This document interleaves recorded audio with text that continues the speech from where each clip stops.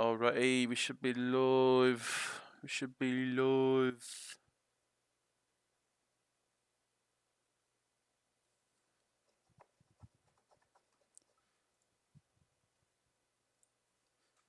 We are live. This is the losers bracket final of Panda's Peanut versus FAKU. Should be a pretty heated match, I think. Who are we waiting on? No one. I guess we're just waiting for the start draft, and there it is. Both teams have readied up. We've entered the ban phase. Here we go.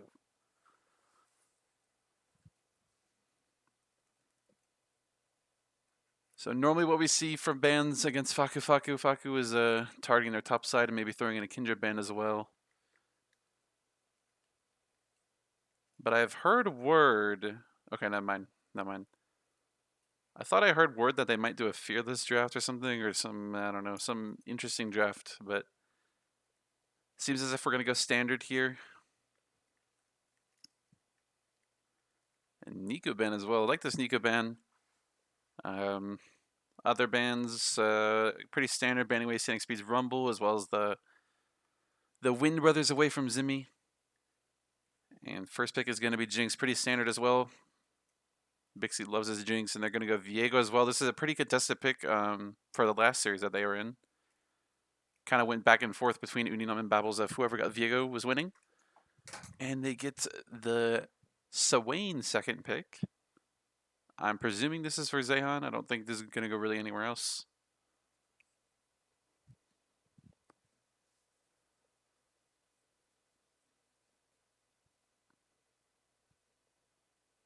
And the response should be, I would presume it's just going to be a jungle. Not sure what standing speed's going to play. Talia. I think this is going to be Talia jungle. Braum as well, early locked in for Jinx, and they're just going to lock in Aatrox as well. All right, so we get to see Babbles on his Aatrox. But the Braum blind early is can be exploited. Red side does have their bot lane to pick on 4 and 5 here, so they can kind of stack a pretty nice bot lane combo. Yeah. But I would presume they're going to ban away supports here on FAKU maybe. Or they're going to target mids instead. Maybe just trying to pinch Zehan's pool out a little bit further. And Camille being banned away from Mach, pretty big ban. Camille's actually, I think she's really strong right now. And Mach does love his Sheen character, so going to be a pretty big hit from him. Not sure if Mach's going to play it, but I mean, the Fiora champ, kind of a Mach classic and can kind of play into the Aatrox if you know what you're doing. So maybe we get to see Mach kind of cook here, but he might be, you know, intimidated by the Grandmaster Aatrox player. And Vega being banned away, like these mid bans actually, targeting Zehan's pool. He could be exploited off these characters. And the Annie hover being hovered right now. I think there's going to be Annie mid. They're hovering Karma as well. Karma kind of a lot weaker than she used to be. She's kind of just kind of a whatever mid laner now. Can't really rotate her spells as much as she could have earlier in the season. But, you know, she's still a little bit serviceable if you want to go hyper carry jungle. And the response should be, I don't know. I mean, what is Zimmy going to play here? Not really sure what he's cooking up. And it's going to be the classic Zimmy Mordekaiser. This seems like a really good matchup for Karma. I don't think really Mordekaiser can really do anything against her. And Garen being hovered in, get locked in for the Mach. Red side should have support on 5. Oh, they're actually going Swain. Oh, is it Swain APC? Okay.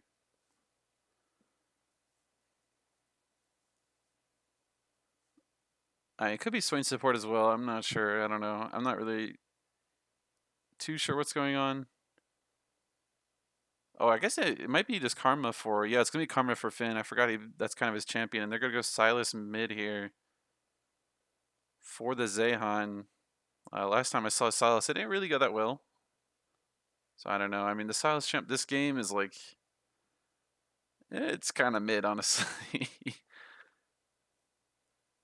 It like does okay in the Mordekaiser, I think, but the Mordekaiser can still like kind of outplay you. I don't think it's good in the Talia jungle. It's awful in the Garen. It's awful in the Braum.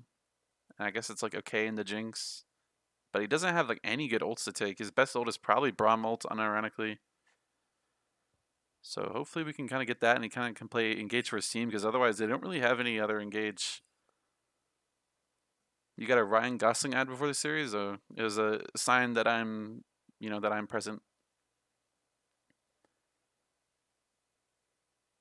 But yeah, really liking this red side comp. I think just with the karma with their champions is just really strong. Um, yeah, and just like Swain's value this game is actually pretty high.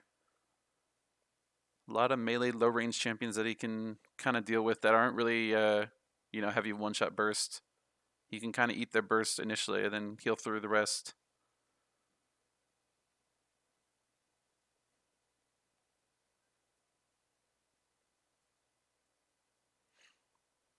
But nonetheless, last time I saw Zehan and Silas, you know, um, I can, I forgot what the meme is, but I won't speak. Otherwise, you know, they might get me or whatever. I forget what the wording is exactly, but I shall not speak. Yeah, Babbles did get his Aatrox champ.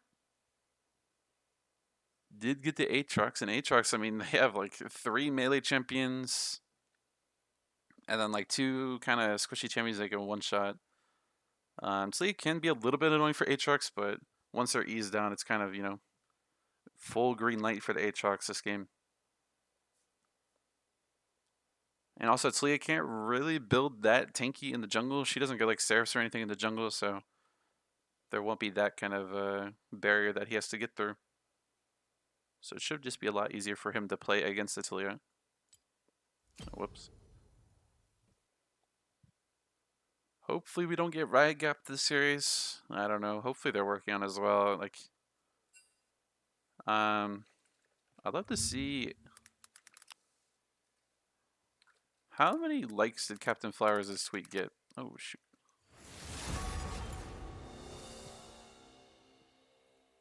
They got 2,500 likes. I guess that's decent, but I mean, like, I hear you.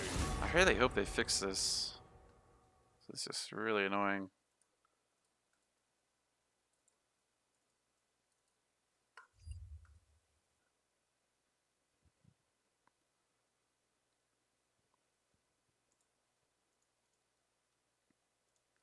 But yep, this is the losers bracket final. So winner of this will play the in-person final this Sunday at 1 p.m. I think, on campus. Holy, how based. So it should be pretty fun. You think I'm the only one to fear? They cannot handle Nico. No cure for fools.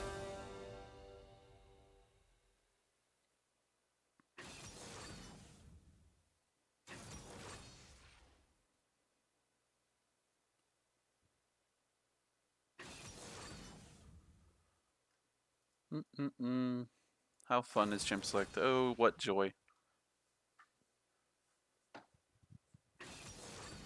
Seems really hard to play Garen this game. I won't lie. Like, I don't know.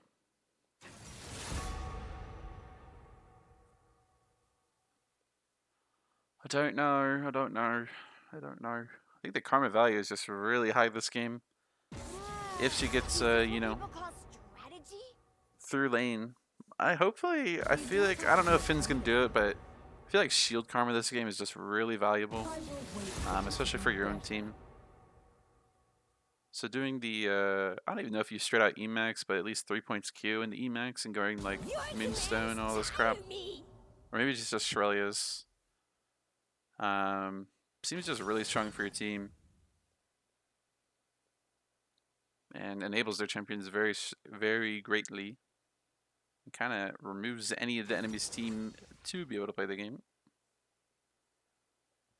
So yeah, it is going to be the Swain APC for Tired Green, I think, right? I guess I can't even see, but I'm pretty sure. I think I've got this team down.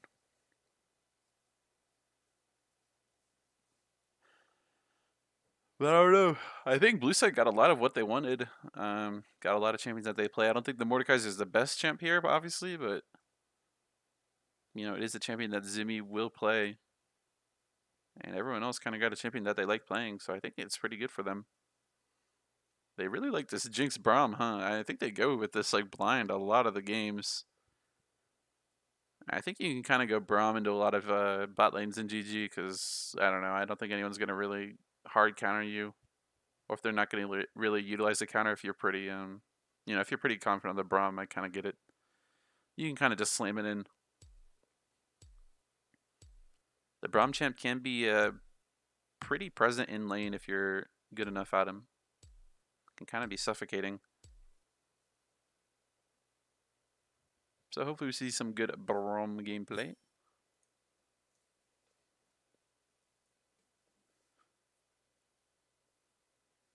And now we wait.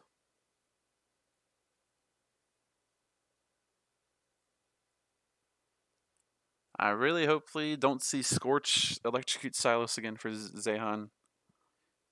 Um, yeah, this guy procced 200 damage on Scorch on Silas in like a 20-minute game or something. So, maybe we hang it up. Maybe we just go conquer first strike like everyone else. Electrocute is definitely viable on Silas, but it's like, I don't know. You have to be ultra racism. Ultra racism, Lichbane Rush, Giga racism. And I don't really know if Zehan's the type of player, especially on Silas, to perform in such ways. But yeah, hopefully we don't get Riot gapped again. It would be a shame, but I will try to do my best, even though I can't do anything.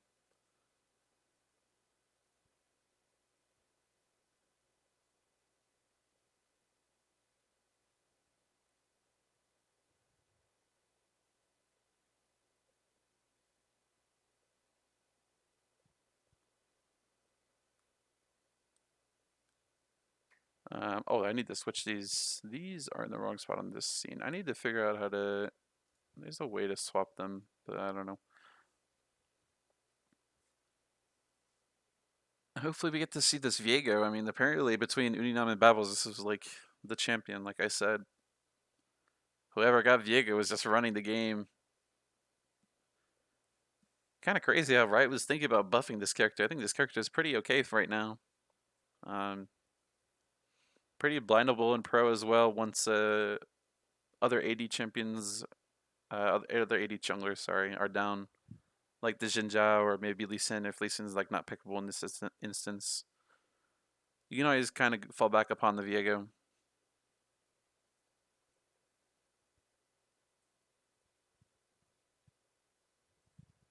And hopefully we load in here.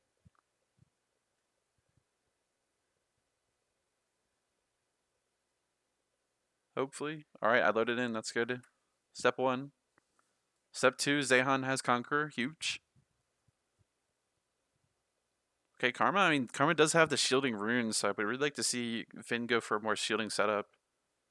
I don't think he really needs damage alongside his team. I mean, you have the Viego reset, Aatrox reset. Silas will kind of be there. Then,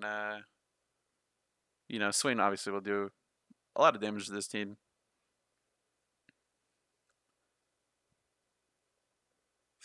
Can't wait to watch this Gobbler Gauntlet through the Riot Games spectator. Yep, surely it'll work. Surely it won't freeze at a random time and not function. Or surely we won't even load in right now.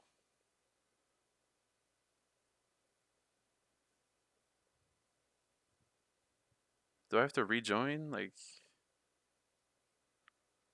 there's like some bug where you join too fast. Like, I don't know. They have God, why they like ruin spectator so hard?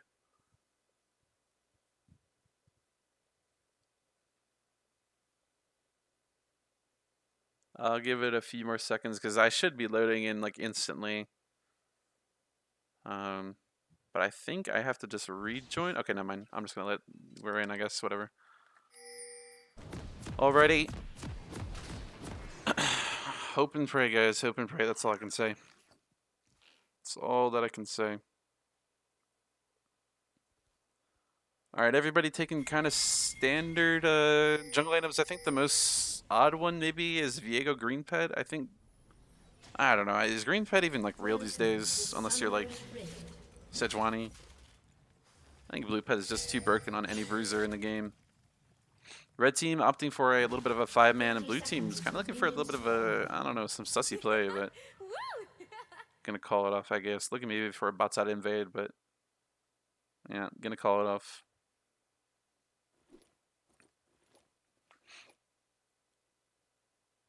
And I don't know. I mean, I think interesting. Scenic Speeds is gonna go pathing down. Might think. I guess he just thinks he's gonna have to path down because it's Leah, kind of a very mana-based champion. I don't know. I would really would prioritize pathing top here. I think this top lane matchup can kind of be a little bit unstable, especially with Ignite. I mean, obviously Garen has to go an offensive summoner spell, but just helping him out like at least once in this lane is going to help him really greatly. As you know, if he's able to power towards that Berserker Greaves buy, it's going to help him out really hard in this lane. Into something like the Aatrox, where movement speed is so prevalent and useful. But Scenic Speed is going to get spotted on the ward, so they're going to know he's going to be pathing down. A little bit of trade in the mid lane. It's going to be kind of even. I think Zimmy's going to win out, though, with the G-Shield second win probably set up. I mean, I think he had Bone Plating, maybe? Or maybe that was Zehan. I wasn't really paying attention. Well, nonetheless, probably will be favor for him. A little bit of trading as well in the bot lane. I'm not sure how this mid lane matchup goes. I haven't played in a long time, but I think Mordekaiser just kind of beats a lot of these, you know, melee mid lane champions. It's a little bit of a cheese pick in the mid lane into something, you know, something like a Wind Brother or a Silas or a Katarina even.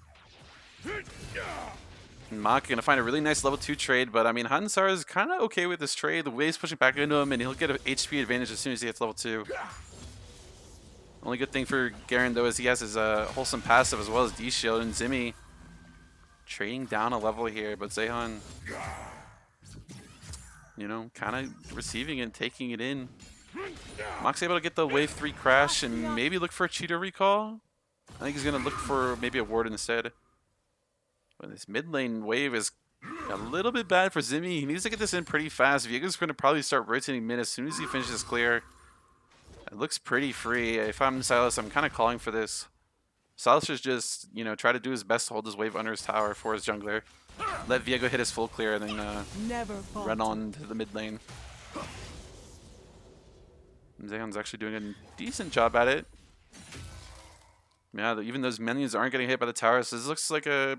I mean, Viego's wrapping all the way around. And level 4 Mordekaiser is really weak. So would have liked to see the Viego come mid, but I guess he's... Oh yeah, the ping comes through. He's just going to wrap all the way around. Uses his W as well. The Mordekaiser has no W. I mean, he's a free kill right now. Oh, the Viego's not even going to go for it, really. I think it's a bit of a missed opportunity. He's emoting him as well. Like... What is Viego doing? What? That was so free. It was in between a wave as well. Like, there is nothing blocking Viego from getting a free kill there, or at least flash. Tycoon finding a nice combo, gonna gain some health from that. But nonetheless, I think this bot lane matchup is just gonna be a little bit of a farming spree. But, you know, Jinx will eventually outscale the Swain, but I think Swain has some pretty big importance in the mid game for their comp. Once he hits around like 1.5 items or so. Zehan had the TP back while Zimmy kind of holding on his TP and kind of doing a little bit of the overstay. But is a little bit allowed to with the advantage that he has in lane. And Mach looking for a little bit of trade on Hansauer. Mach, I think, did find a cheater recall, so that's actually pretty nice for him. Got the boots as well as the refill. So he's going to just try to keep Babbles in lane and hopefully try to force a CP. And they're looking for a top lane gank. And Mach actually gets past the W, so I think it's a little bit of green light on the gank, but the 2v2 might start up here. Red side needs to play a little bit slow play around the Talia spells. You know, directed camera is kind of going everywhere this game. Holy. When they're looking for a bit of a trade on the Swain, but Swain's going to find a full combo. Yeah, you can see just the, like, you know, the usefulness of Karma Shields onto something like the Swain. Provides them so much more aggressive power. So really hoping Finn goes for that.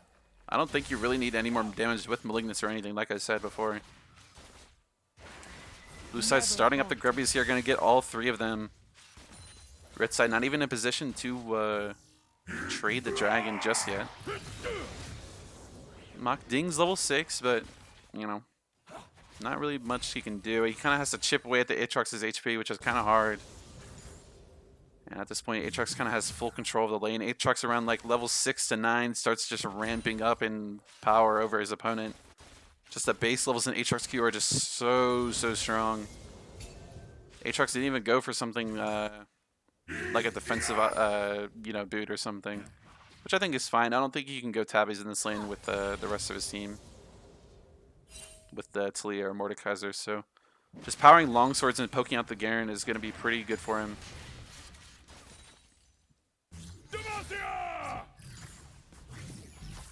And this is how a lot of Aatrox lanes go. If the Aatrox is actually good, you just kind of start poking him out under his own tower. And eventually you find that kill.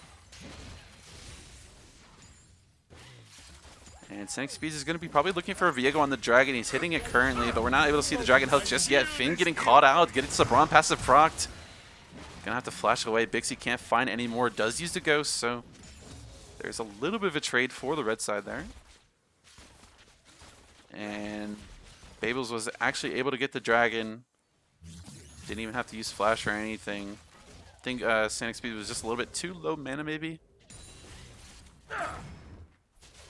Gonna pick up that Chemtech Dragon for them, which is actually pretty nice. When Tiger Korean gonna get comboed by the Talia, but the Talia doesn't really have that much damage just yet. So not gonna meet that much for him. Zimi up around 20 CS in the mid lane. Gonna press ult on Zehan. This is more or less just kind of a trading ult. Maybe I speak too soon. What is this? Mordekaiser damage just gonna auto him. Ooh, Zehan. Oh, flash Q from Zimi. I think he's gonna live 1 HP. Never mind. Really close though. I think the mid lane. This just comes down to mid lane wave. Zehan actually did not even have to use ult, so there's that for him. And I think the wave is even or pushing into Zimi just barely by 1 minion, from what I can tell on the map. So I mean, it's more or less kind of an even trade. The only thing that Zehan gets out of it is he gets to keep his ult. So there is that. And Babel's maybe looking for a little bit of a dive here. They need to be careful. Those Scenic Speeds is in the region, but I think he's a little bit unaware of what's happening. Mach maybe not thinking that it's going to happen. But soon enough, he'll know. Zehan going for a pretty aggressive trade should be winning out for him. I mean, he can even ult Zimi here just for damage. There he goes. Zimi probably does have the W up, but I mean, it's just a good trade for Zehan. He's going to miss. Would have been such a huge trade for him. Zimi looking for the return now. Procs the W. Gets down a level. The old Jinx ult. Gonna hit Zehan. I think that's gonna, you know, spell his death here. Last auto comes in. It's gonna be a kill for the Mordekaiser. A huge ult from Bixie coming out. And here comes the top dive. Babel's gonna miss the W on the Viego. And they're just gonna have to call it off with Scenic Speeds ulting into the top lane. Meanwhile, bot lane is, yep, going how I thought it would go. Swain is down around 20 CS. Finn is gonna be opting for that AP build. I think it's a little bit sad. I mean, I guess he's just going to have a little bit more damage for his team. Going to proc maybe a passive reset for someone a little bit quicker.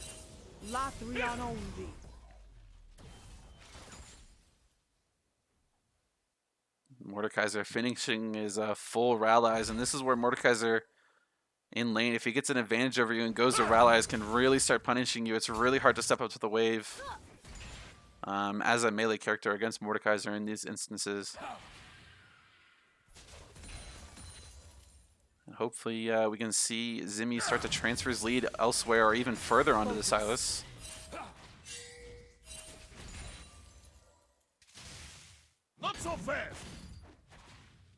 Grubs are up. Would really like to see Babbles with 1B kind of, you know, prioritize these grubbies really hard. I think this Mordekaiser might soon get out of control for his team if he starts to get, you know, one more good player or so. And getting these grubbies for his Aatrox is gonna be really huge, and just Talia's just gonna pick them up for free. Peter finding really nice trades on the Mach in the top lane. Up around 25 CS or so. It's gonna be around probably 20 or so after he collects this wave. It's gonna be pretty hard for Garen to collect this wave. It does trade some of his HP for it though, nonetheless.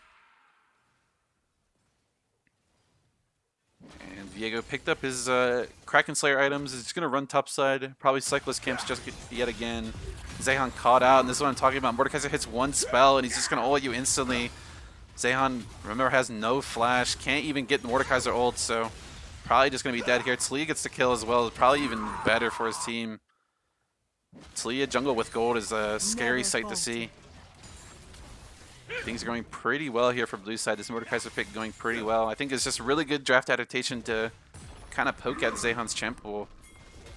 Because we just seen him on something like the Silas and it did look good. Saw him on the Nico, and you know, Nico's Nico. And meanwhile, Mach actually almost finding hot and sour, but Peter gonna flash the sweet spot, but the Ignite just ticks once more and it's gonna give Garen the kill. Things are happening all over the map. I think Zehan ulted Zimmy here, and it's not going well for him. Meanwhile, on the bot lane, Finn and Tyrion trying to 2v3. The Swain ult got kited out, though. Big C gonna fall to the Swain QW. Sankspeeds does pick up Finn in return, though. Can I see if Talia has Treasure Hunter? Yes, I can. I would assume... Yeah, he does. I think this is a pretty standard rune page for Talia jungle.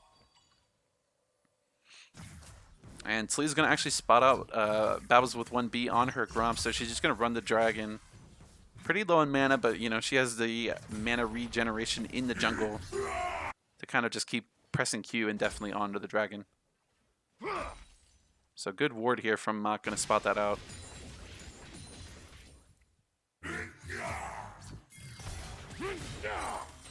And Mach knows Peter has nothing here. No flash or TP or ult. Can kind of play a little bit aggressively, but does have the full Eclipse purchase for the Aatrox. I think this item on Aatrox is really, what's the word, underrated. Especially in these kind of Bruiser Juggernaut 1v1s. Just offers him so much defensive and offensive capabilities with the shield and passive proc. And yep. Hot and Sour already cooked up 3 plates off of Mach's tower. But Garen does scale really well, so hopefully Garen can kind of scale up and eventually just kind of one-shot the Aatrox on side lane. I think that's kind of what he's going for. They really don't have sign lead pressure if he gets ahead of the Aatrox on the red side with something like the Silas. Just can't really stop the Garen at all. So that's kind of only his only angle into this game, I think. Somehow just needs to either outscale or just put this Aatrox behind.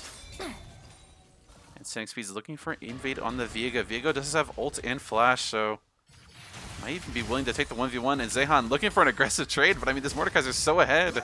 And yeah, here, like I said, Babbles with 1B.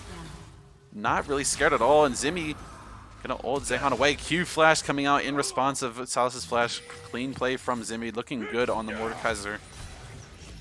Should probably get the full Silas turret in the mid lane. There it is, first tower going over this Mordekaiser.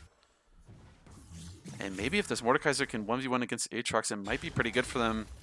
I wouldn't mind a little bit of a lane swap here from mid-top. Because I think Garen can kind of deal with the Silas pretty easily. But they're looking for a top dive. Sankspeeds does have ult though, so he might just ult top instantly and might get to a little bit of a scruffle. Mach might just get insta-drop though. Hot and Sour going to take around 2 shower shots, but it's not really going to mean much. Aatrox just has too much healing. Pings are coming down onto the Rift Herald. But Viego's going to spot out Talia. Probably just try to zone her. But Viego does have no flash or ult, and Talia should know that from the previous encounter that they had. And this Mordekaiser is absolutely huge. Going to ward off this Viego from hitting this Rift Herald.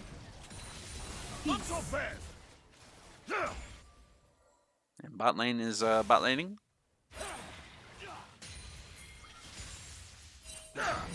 Silas looking for a roam, but they're going to spam ping it off. They have the vision for it. Not much else that Zehan can do at this point. Peace.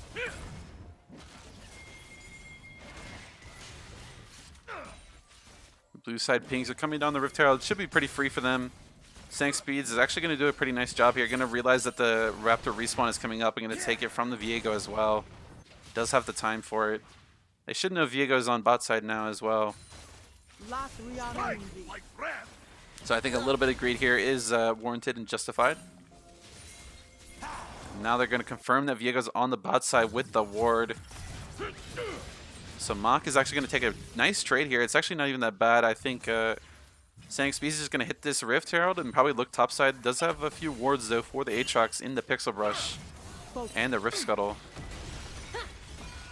But nonetheless, Mach just trying to do his best to cook up a little gank, prep it up. Never falter. And I wouldn't be surprised. Actually, Sank Speed is not going to do it. I thought he might just kind of dual lane with the Garen and just hit the Rift against the top turret and get some gold to this Garen, but I think he's just going to run bot side. TP coming in from Zehan. TP coming in from Zimmy. Bixie going to fall straight to the Viego, but Viego is going to reset and turn himself into a Jinx. This might not be for the best of him, but Hot and Sour just full on diving the Braum. Zimmy is next. He's in the Silas ult though. So he's not targetable just yet. Ult's back onto the Braum. I don't think he's really able to kill this. And Braum is actually Viego. Gonna get the kill. Zimmy's so tanky. Doesn't have the W just yet though, but Hot and Sour gonna Q3 flash. Gonna give him the kill. Sank Speed is probably just gonna collect the rest of this wave here. A pretty bad play from blue side. Just don't think they're really respecting TPs, and Jinx ult just barely missing out onto Aatrox. Would have been a huge pickup for her. Only around 450 gold or so, but powering her as fast as she can towards the IE would have been pretty huge for her. And Mach actually going to give himself a turret, so not the end of the world for blue side, but still pretty bad for them. They're actually around up 2k gold or so. I mean, Zimmy kind of saved this play.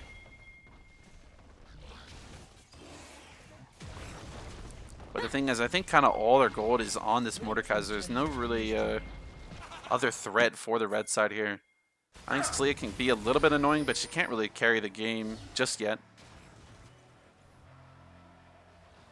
But this Dragon fight might be a little bit dicey. Swain and Finn, only the two people on their team with the flash. While Jinx, Garen, and Braum all have it. Blue side doing a little bit of respecting, but Sank Speed's gonna ult forward, looking for the smite. Smite's a little bit early. If Viego's gonna pick it up, picks up the Talia as well. Tygreen actually gets over the Talia ult with the Mordekaiser. Zimmy's in there. I don't think he has ult just yet. So he's gonna fall once again to the Aatrox. Aatrox looking for more. Mach's just gonna spin away though when the flash coming out. Basically just gonna flash response, and that's kind of worth for the Viego to go flash or flash onto the Jinx. And the second dragon being picked up for red side. It's a Cloud Dragon as well. Cloud Soul for the team. Probably the best soul that they could ask for with their kind of beefy Drain Tank team. And did we just get Riot Gapped?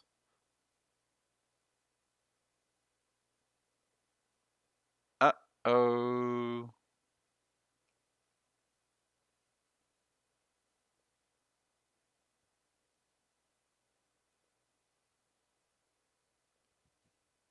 I think we just got Riot Gapped. And what is this, by the way?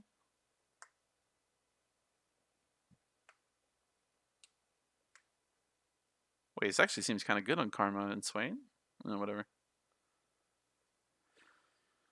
Well, I guess we're cooked. Oh, wait, what? Wait, the gods are out there. The gods are real. What the fuck?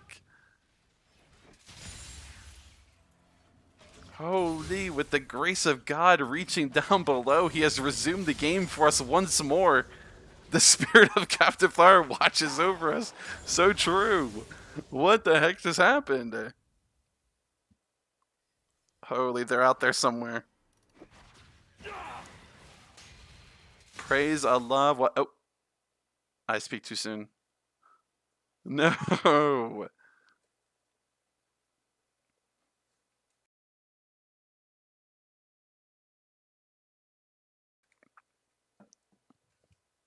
It was a pause break. They would have said something in chat. It insta goes in chat once they pause. So it's not pause.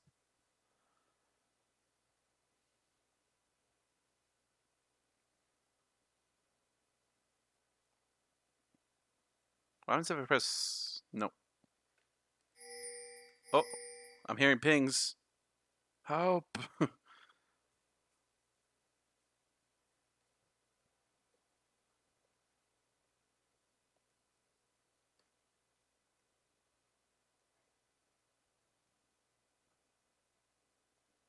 um, is it cooked now?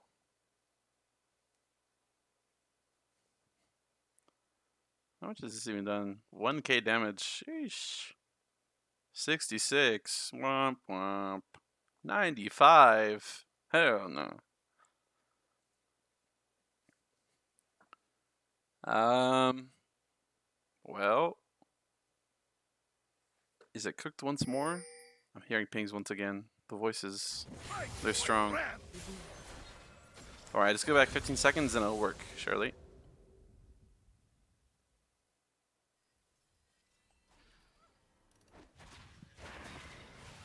And boom.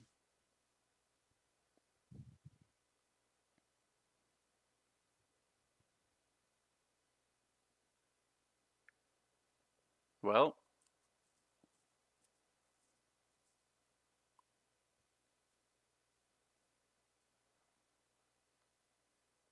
do I just restart now or just try to restart? I don't know. I think it's cooked now. I think we got a little bit teased before. Kind of sad.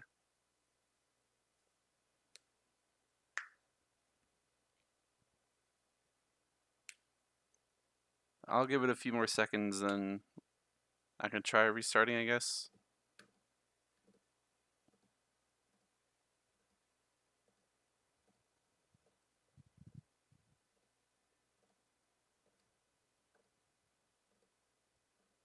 We are exactly at 19 minutes. I don't know if that's a coincidence or not. Probably not.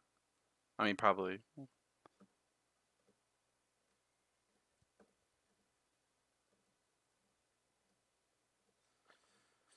Alright, well, Bright gapped once again, I fear.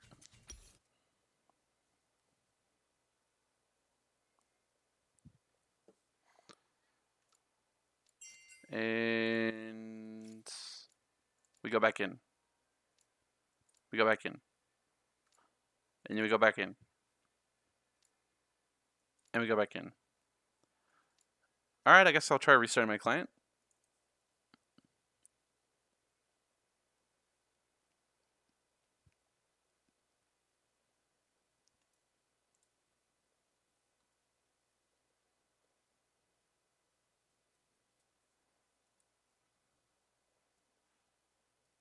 What a awesome company we have here.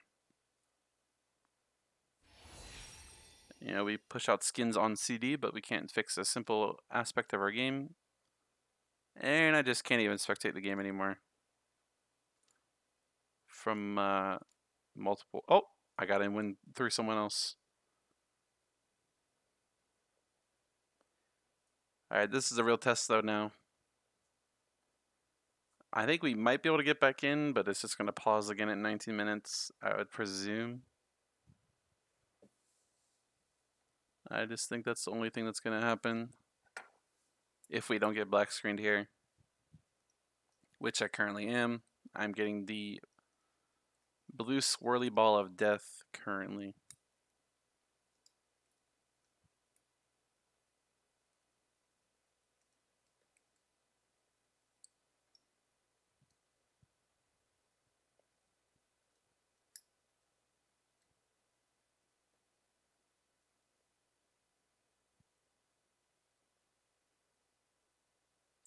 Yeah, I think it's cooked.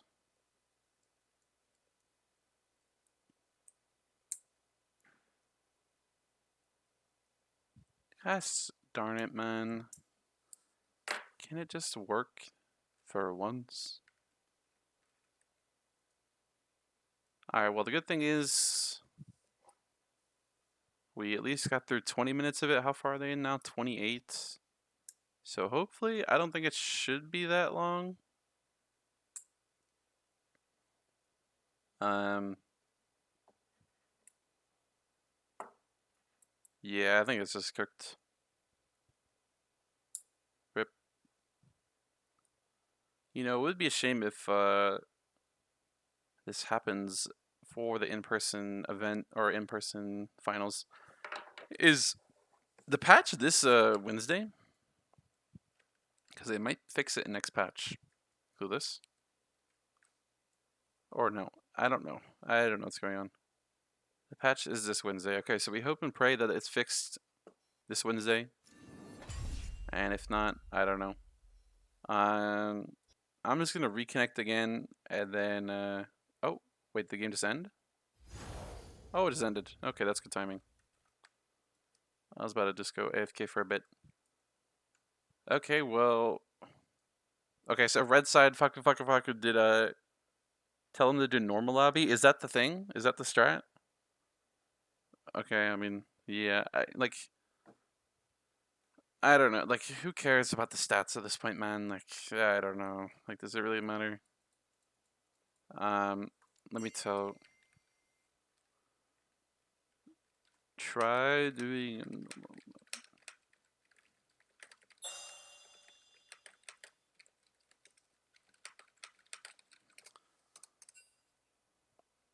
Um, let's see.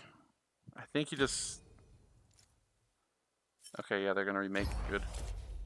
So yeah, FAKU did end up winning here. I think let's see what happened exactly. Seems like their top side kind of got away with it, and the Swain just kind of became unkillable. So yeah, maybe this it's just tourney code. Oh, I can't even. There's no spectator. Hello?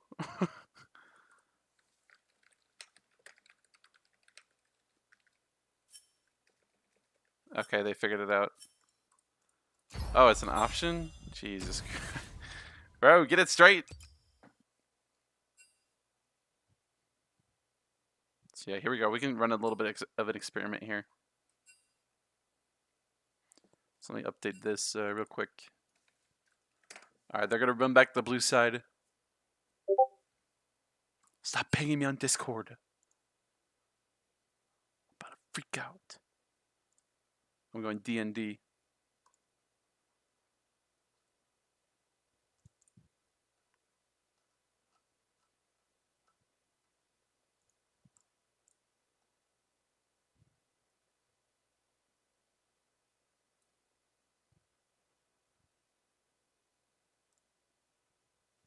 Alright, we got a draft here.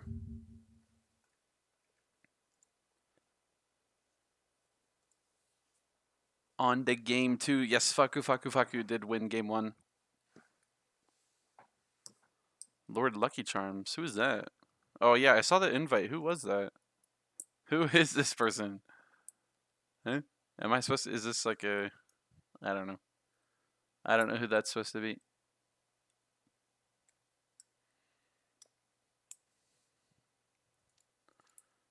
Alright. Hopefully we, get through the next game. Maybe it is a bug with tourney code. Not quite sure.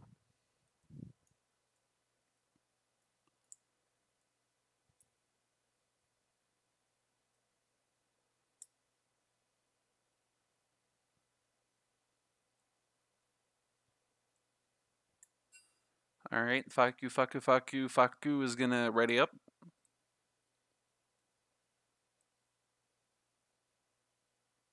I really liked what what's her name? Panda's Peanut kind of had going for them in draft. I liked how they targeted Zehan's champ pool, but I just don't think the Garen was it, or I think the Tlio was maybe okay. I guess we can't really see the fight. I just don't think the Garen was really it. Uh, or maybe the Braum as well. Maybe even the Jinx. But I think their mid jungle were just fine. So hopefully they can adapt. Maybe I think they're kind of falling into this jinx pit that they put themselves in. Bixie really likes his jinx though, so I don't know if they're really gonna stop picking it. And FAKU is kind of seems alright with just letting them be one jinx every game. This time Aatrox is gonna get removed. So Zehan's Nico is gonna be up this time around. Same bans for FAKU. And a B1, will it be Jinx again? Or will we see something different? I haven't seen Bixie on a different ADC in a while, though. This time it's going to be the Talia, going to be picked up for Sonic Speeds. Maybe Zehan can pilot Talia, but I'm not sure. And this is going to be the Nico. Or not Zehan, sorry, Zimmy. And they're just going to slam Talia, Viego for them, 1-2. This is kind of the style that they really like going, putting this Zehan on the Nico and just putting a little bit more of a carry jungle for Babbles with 1B. And the response, not sure what Zimmy's going to pick here. Lulu being hovered, going to get locked in for trade hearts. Maybe they go Lulu Jinx. I'm down.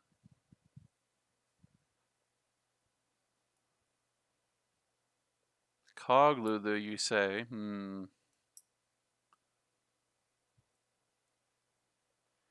Oh, I really. Ooh. They really lock in Lulu and then don't pick ADC. So they're going to get their Mordekaiser. So they prioritize Mordekaiser over ADC pairing here. And yeah, Faku's just going to target every Lulu lane possible. So Kog'Maw's going to get removed. I don't know. What else is there? Is there... can you play Zeri with Lulu? I think. Maybe. I'm not sure if Bixie plays it either way. So Zeri may be... Oh, whoops. Twitch as well. Obviously Twitch. Yeah, Varus is also one. Ashe Lulu seems a little bit fake to me. But whatever, they're going to go for it. I think maybe it's just a champion pool thing. I'm not really looking at Bixie's champion pool. So maybe he has some games on it. They're just going to remove the Ashe. Put him onto something that he normally doesn't play. And I honestly don't mind the Twitch for them for Bixie here. I think Twitch, he has a really high win rate right now because he's actually a Jinx counter, I'm pretty sure.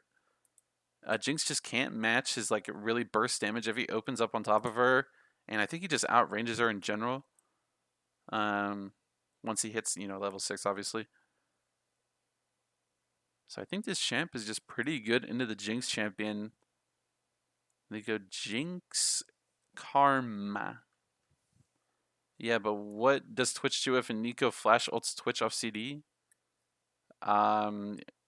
I mean, you just Lulu Lulu throws everything on the Twitch, heals him. Twitch gets cleansed by Mikhail's, or he runs cleanse himself, or he just flashes away. Like there's counterplay to Nico with a Lulu as well, and Rek'Sai being picked up from Mach. This is nerfed Rek'Sai, I think, so it's not broken Rek'Sai like we've seen on Pro patch because they're down, or not down, but behind a patch. But Rek'Sai's still a pretty decent top laner. It's not the worst, not the best anymore either. And we're going to have to wait to see what he picks here. He types in chat. It is Gragas for Hot and Sour. I haven't seen him on Gragas, I don't think, ever, or at least in a while.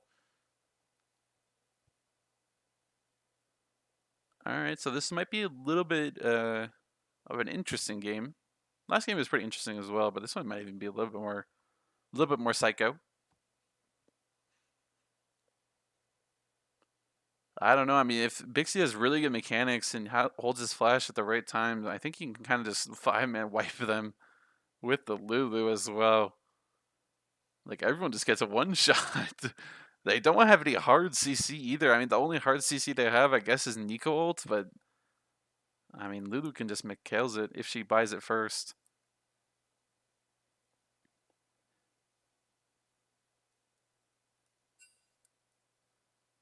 And the Twitch Lulu is not really going to get pressured in lane either from a Jinx lane.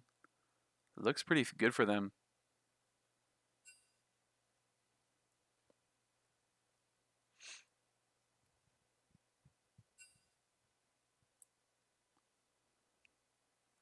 I will say the Talia this time around doesn't really have that much value. It's pretty hard for her to play against something like the Karma or Jinx. Even Nico as well can kind of outplay her if she plays her well.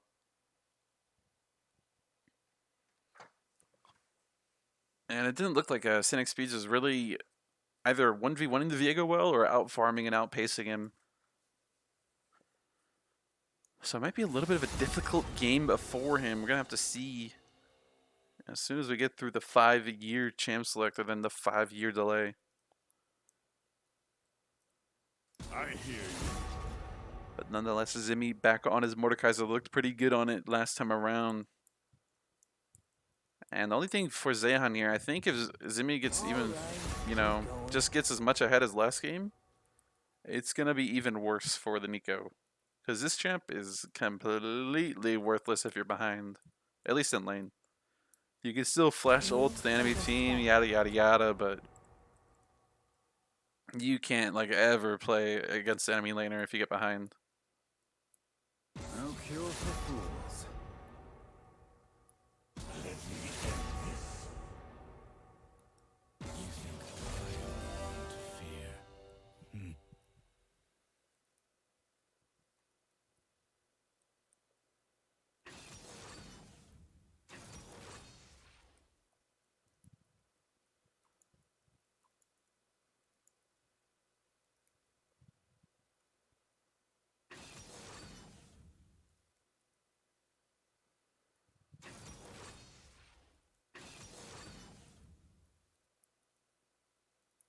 So yep, FAKU is up 1 game.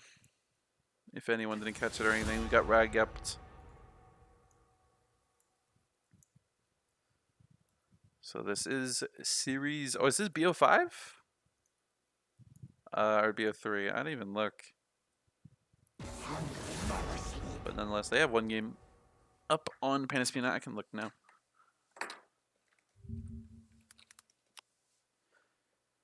How may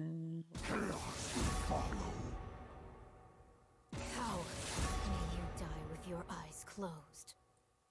Okay, so it is only BO3. Oh, oh. So it is a series point here for them.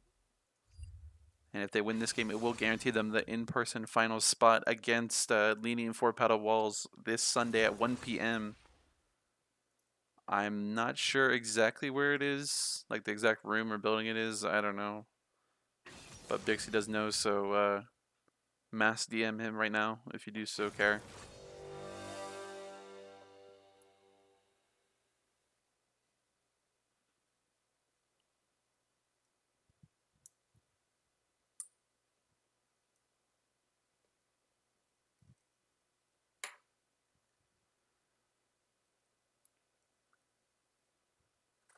I'm gonna drink some water really fast.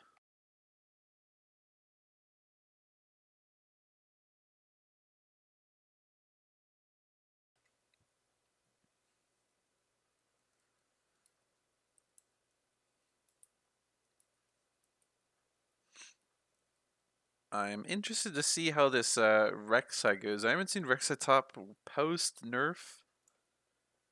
Maybe that's a sign that it's not good anymore, but I looked at the win rate, I think it was around 50 to 51. So it's not, Giga broken 54, 55% win rate or whatever it was. Infinite sustain, plenty of damage champion. I think it's just kind of, you're just playing tank Rek'Sai now. And her sustain it's there. But, it's not plus 300, plus 300, plus 300, plus 300 every time you full stack your Fury.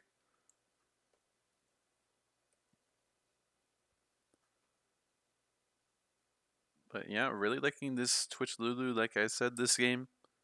Looks pretty good for them. I'm not sure if Tired Korean and Finn are really gonna put the pressure on. Maybe if maybe they can. I'm not sure.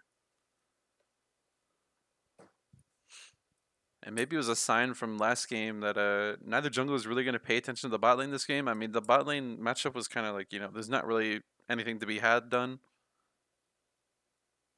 But it could also mean that neither jungle is really willing to waste any time there. And letting this Twitch Lulu scale against enemy team, it could be disastrous for them.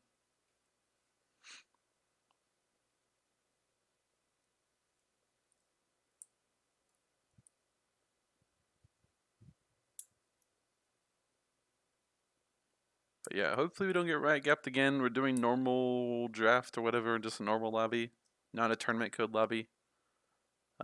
Sorry, Bus Sex, if you're out there. If anyone even cares about the stats at this point, like I don't know. I just like we'd rather be able to stream the game, I think, than the stats. Like I think it's just probably priority number one. So it is what it is. Hopefully we can run an experiment and it works. It's a good shout out though from Sehu. If it does work, we have found a solution to this dire problem that we have. 1 more minute to go. 1 more minute of yapping to the void, I fear. Hot and sour on the Gragas is interesting as well. I don't know. I haven't seen this guy play Gragas at least in a long time, if ever. I don't know. Is Gragas even good this game? Like, it seems really hard. I think it's like okay in lane, I guess, but like, ay ay ay. Playing against Talia can be a little bit tricky. Mordekaiser, if the Mordekaiser's ahead, can be annoying. And then like Twitch Lulu seems like, alright. We're gonna head in game here. Hopefully I load in. I'm already getting the Black Swirl Death. But I think that happened game 1 when I initially loaded in, so we just hope. Yep, here we go. I loaded in. It should update in just a second. Why isn't it updating? There it goes. Nice. Alright, everything seems... Oh, PTA Twitch. What the heck is this guy doing? I mean, I guess it's just like... I don't know. I mean, does he need lethal tempo this game? He'll kind of two-shot everyone. So I do get that, and I don't think... I guess they're thinking they're not going to get really pressured in lane, so he doesn't really need, like, outspace with lethal tempo or match Jinx's spacing, probably. If there's, like, a extended trade.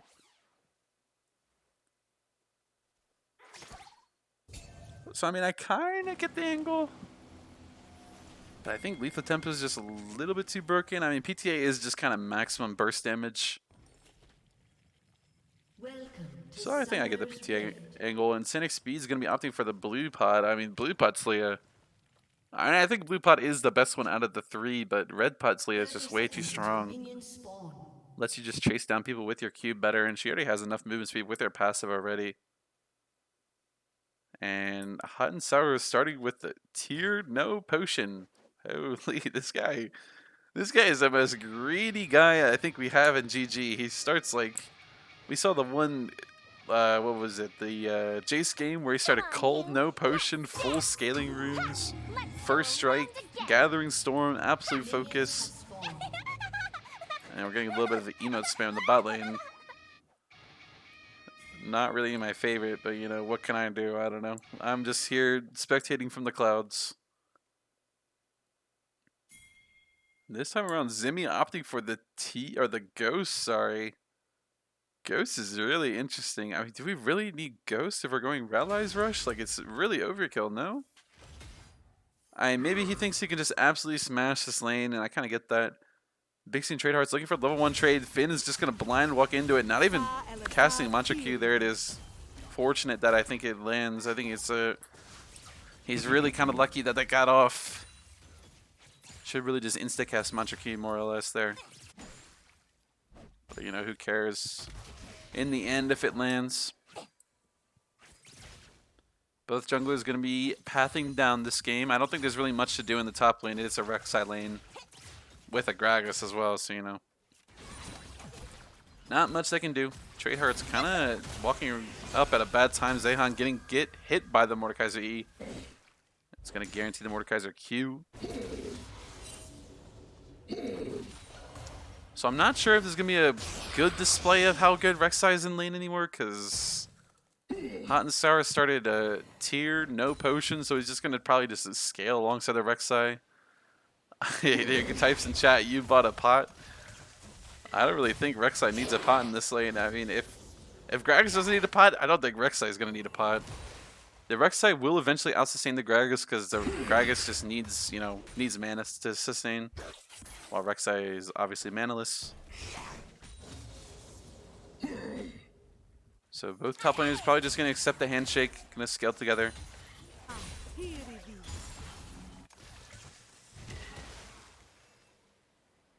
Yeah. Mach just probably looking to hit a crash on this next wave, just kind of slow pushing it. Could even maybe look to slow push the next wave that's coming in here soon. Past the second tower just now. It's going to be actually a little bit early from Mach, a little bit unfortunate. This was how the first game went though for him, so I think he's pretty comfortable in this position. And Viego a lot faster than Tetsulia. Pretty surprising. It's going to give him maybe the double scuttle opportunity. Zehan doing a little bit better in the mid lane this time around on the range champion, on his Nico that he likes playing so much. Sonic Speed's being a little bit greedy here. Viego this time looking for a level 4 on the Mordekaiser. This is what I'd like to see in the first game. And look how vulnerable Mordekaiser is early. Holy. And Viego will probably just get another scuttle here, I hope. At least he should check, I think. Bixie looking for a trade onto Finn. Finn blows the heal, but falling pretty low, and he's just going to die. Kill goes over to Talia. Pretty huge for her. Maybe they try to dive it, but I think they're going to see... I mean, Babbles with 1B is here, though, trying to clean it up. Talia is down, so it's a bit of a green light for him. Going to W flash onto the Pixie. Flash in response. Not going to give him the reset. And they're looking for more Tykery and Ghosted forward. Babbles with 1B. Not going to hit the W, so it's probably not going to be anything else left to do. Pretty unfortunate here for Babbles with 1B. Flash coming out from Babbles with 2Bs as well in the top lane. Worth, he says. I think he might have gotten a few minions for it or something. If Mach might just try to dive him here with the wave crash. Is so worth for him if he goes 1-for-1 even. Well, I should really think Mach should just flash on him and insta-kill him here. It looks like he's going to go for it. Flash comes in, not even going to be under tower, so it's just going to be a huge play for Mach. 27. Hansauer does have the TP though, but Mach's just going to shove him this wave and base and reset, walk back top with TP advantage for him. It doesn't even really need to hit his minions. It'll bounce back into him with the position of the wave, so good job from Mach to do that. I think he might have to, it depends on how the wave's going. He might just TP back just to TP back and kind of keep the pressure up on Gragas. There he goes. I think it's the correct call there. Viego actually going to end up getting this level 1 scuttle as well, so he does get the double scuttle in the end. That is kind of one good thing that happened for him in this early game. But gets spotted out by Sonic Speed as a combo will land. I don't think he got stunned by the E though. Zehan spotting out Zimmy's movement here. Zimmy needs to be a little bit careful. No flash, but does have the ghost. But Zehan does have the flash ult combo, the funny Nico combo that we've seen so many times.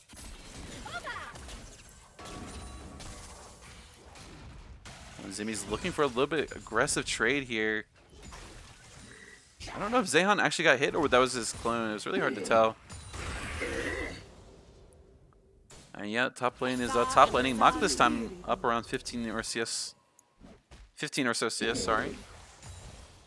Yeah, the junglers are in top lane and Talia is in the jungle. And there's a top laner in the mid lane. Woohoo! Crazy game we play. Yep. Mach doing pretty good in the Rek'Sai here. I mean, Gragas is kind of doing his best, but not really much he can do, and probably until one item or so and tier 2 boots. Scenic Speed's hitting this dragon. Gonna be a nice little early mountain dragon for them. Gonna be a little bit of bonus resistance for them. Red team gonna spot them out for it, but I don't think they really care. Whoa! Scenic Speed's probably just gonna start cycling his camps once again, probably resetting after the Krugs.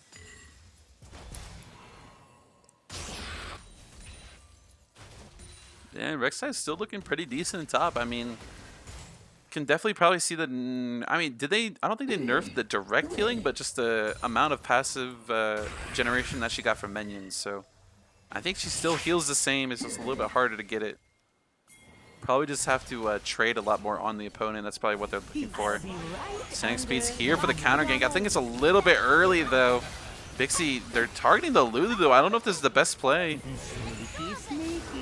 Diego turns into a Lulu, ults back on the Bixie, gonna completely one-shot him. I guess it is the correct play.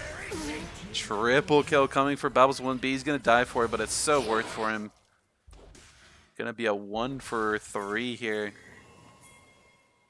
Did they kill Jinx? Or no, it's a 2 for 3. Sorry, they killed Jinx I think at the start. I still think very worth. Having Viego be a carry is just so strong. 4 kills now, has a Kraken Slayer in base. I mean, Celia does match the 1 item to 1 item purchase. But I think Viego on White Item is a little bit stronger than Celia.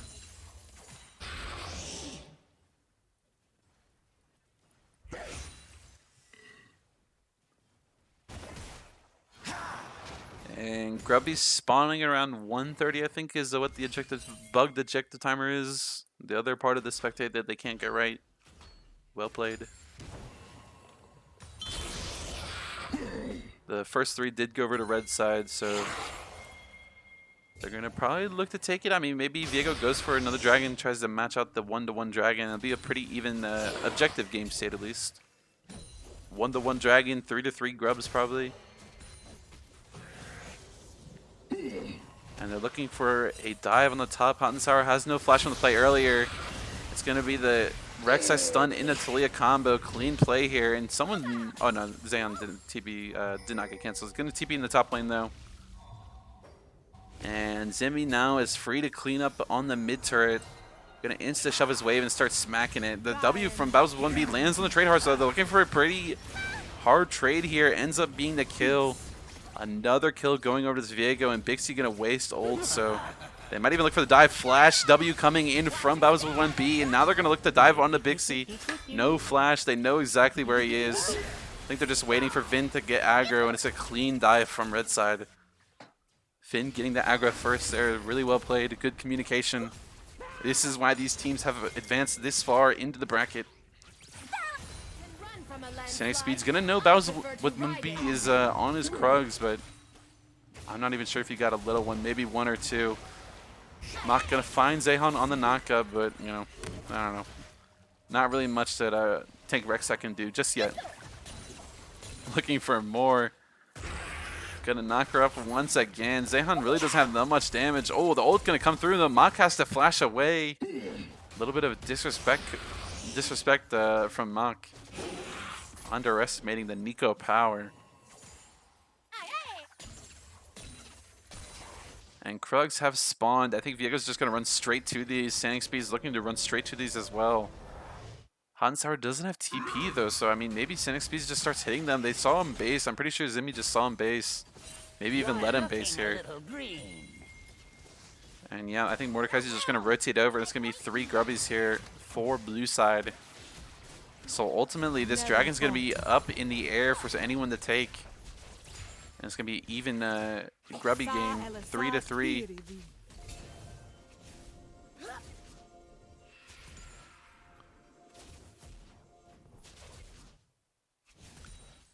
And what I think what blue side should try to do is I think they just have to get this Rek'Sai down to this dragon somehow. I think this Rek'Sai is kind of more or less free to push into this Gragas at this point. I don't think Gragas can really deal with her push, so if Mach can just time a really good crash into Rome, roam onto the dragon, maybe even TP. Maybe he roams first and then TP's back to his tower, but he just has to get onto the bot side somehow, I think, for his team. Sneaky, And win a sneaky. huge dragon fight here. Battles with 1B, looking to pressure the bot lane again. But Tradehearts is going to walk away. And this is actually a pretty bad play for him. He's going to get chunked out before the dragon. I mean, maybe there's a plan for him in the river. Peace. But they're just going to look to shove in this bot lane, giving them bot prio. I think they're just looking for the play here, not looking for a dive. Oh, with this actually a Nico, they're looking for a kill on the Bixie, but Scenic Speeds is here, looking to return the kill. Zehan going to get comboed by Nico. Or sorry, Talia, sorry. Mordekaiser is here. They're all so low. Zimmy flashing forward, going to flash Q. One, ults the other. Finn going to flash in the brush. I don't know what he was doing, standing still. Double kill coming in from Scenic Speeds. Double kill coming in for Zimmy. And they're going to clean up this play, get them a second dragon. Mach didn't even have to rotate down, like I said. A little bit of a over-aggression from red side. Holy, I don't know what they're looking for. They can't just full-out dive like that. Like, come on, guys, what are we doing? Good play there from Zimmy, who's there pretty fast. Just kind of ghosted, I think, downwards and started killing everyone. And this is going to put Blue Side at a really good game state now. I think Twitch even got maybe 1 kill. I mean, he did at least get 2 assists on this bot side play. So, going to give him that Kraken Slayer gold as well as the Berserkers in a pretty good spot now. Going to be Infernal Dragon, so it's not really the best dragon for them, but it's actually a pretty bad dragon for them. I think it's really only good for Talia. Maybe Mordekaiser, you could argue, but I think any other dragon, besides Chemtech, obviously, would have been better for them. Battles with 1B going to sneak this scuttle away. Not much else probably going to happen on the map for a while. Rift Herald is spawning around 15 seconds.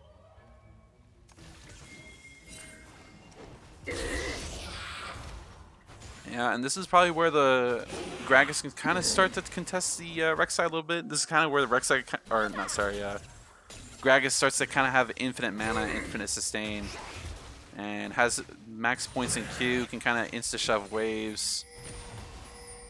And now it's a little bit of the farming session in the top lane. Scenic Speed is going to be clearing out his full top side while Viego clears out his bot side, and maybe Talia just starts hitting this. Has Prio in both lanes. I think Mach can maybe fight for Prio top. So I think they're just going to start it here. Probably Zimmy's calling more than anyone to just start it. He has full control of mid lane. Meanwhile, Bowser with 1B going to look for a play on the bot side. Bixie looking for kills though. Lulu ults is going to give him a little bit more time to hit him. He's looking for Jinx, looking for 2, but he's probably just going to walk away towards his mid laner. So it's going to be a 1-for-1 trade. I mean, Jinx's all sums get burned. Scenic Speed's going to get the Rift Tail for free. Gragas gets called out. The E is a little bit late, but now Gragas can't E away, and it's going to be a kill going over to Mach, it looks like. Mach's just going to ult to secure the kill. And this Gragas not in a good spot anymore. 0-3. Zimmy actually went for the Riftmaker rush. I kind of get it. If you're going Ghost, I don't think you should really go Rallies at that point. Like, it's a little bit redundant, you know. So this Rift Herald should just outright kill this mid-tier 1. They could even look for a charge on the tier 2. Oh, but not if Scenic Speeds trolls it. They're going to run it into the wall. But I think it should crash. Yes, it should crash on the tier 2 now. So ultimately, it doesn't really mean anything, but you know. Doesn't look pretty. And Bixie a little bit late to this wave. Going to miss a few minions, but going to collect the rest. Oh, Tradehearts needs to be careful, though, getting him that cannon. I think he got it in the end. Mach as well, going to finish his tier 1. All things are looking good for Blue side this game. A lot different than game 1. I think just changing up their draft a little bit is just really good for them. Not falling into this Jinx trap anymore. And if Bixie's able to play these, you know, a little bit more early game focused champions that have some power in lane, I think they can outright win this series. Because this FAKU team, their weakest point is their bot lane, so I would like to, you know, pressure them there. Tradeheart's falling to low, but Tiger Queen can't finish them off. Scenic Speed's gonna pick up the Jinx, and Finn is running for his life. And Mach had the flash and ult. I think he saw Viego was coming, so Gragas was looking to bomba him towards him and set up the gank for Viego. And they're looking to dive Finn here. Scenic Speed's a little bit wide on the W there. They're just probably going to look to finish this tier 1. But Zehan's actually here fooling me again. And the Zehan guy, they might have called this because Mordekaiser's just kind of hitting mid tier 2 for free. Probably not even that unexpected for them. Zehan's only going to get the Lulu. Looks like he might get God himself.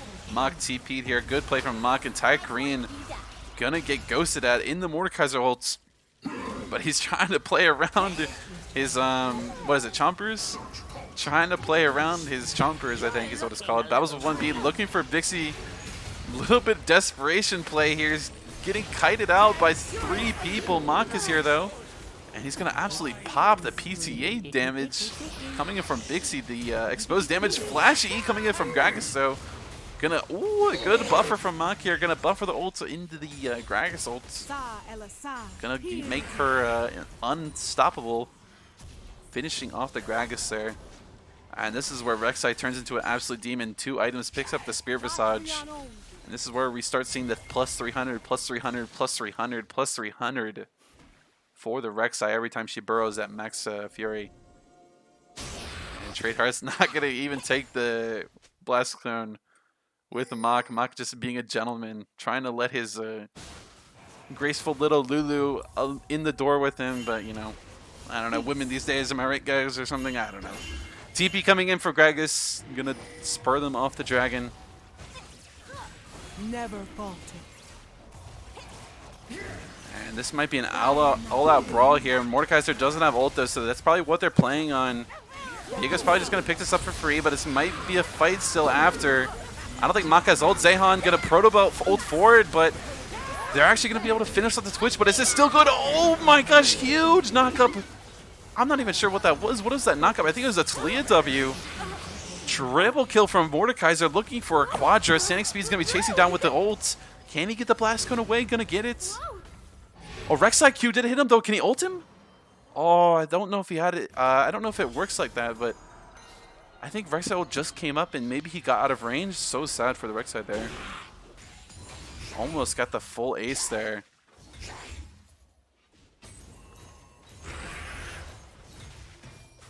What do you mean? What am I saying? Mach was just trying to be a gentleman. Tradecaster wasn't about it. Tradecaster was playing hard to get. Like, I don't know. This Mach guy waited so long at the, you know, he was holding the door open for her. He was smiling. He was waiting, you know, like a gentleman, and then she just walked past him. He didn't care. She didn't care. What can I? What am I supposed to say? Zehan gonna get QE ulted from the Mordekaiser. Probably just gonna be dead here. No flash. And Finn, I think a little bit overconfident in his mid laner. Gonna give the kill to Zimmy as well. Zimmy actually gets the rallies now. I think it's fine for him to get rallies second item. This guy is generalizing women? No, that's just what happened. Like what? I'm not generalizing anything. They're going to start up the Baron here. Should be a clean take. I mean, I think Red Side's pinging it now, so they know they're on it, but Viego's so late to this. And it's kind of just one shot, absolutely gone. I think they know it's gone. Jinxalt looking for the steal, but not going to happen. Mach is, taking damage, I think. And I think Tycoon just had the flash the Talia combo. The seismic shove.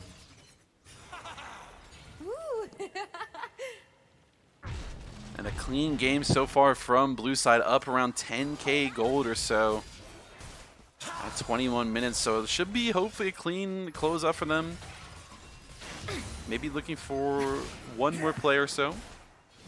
But yeah, that last fight, I mean, I wish we had the replay system or something. I think that was a Talia seismic shove, like a 4-man.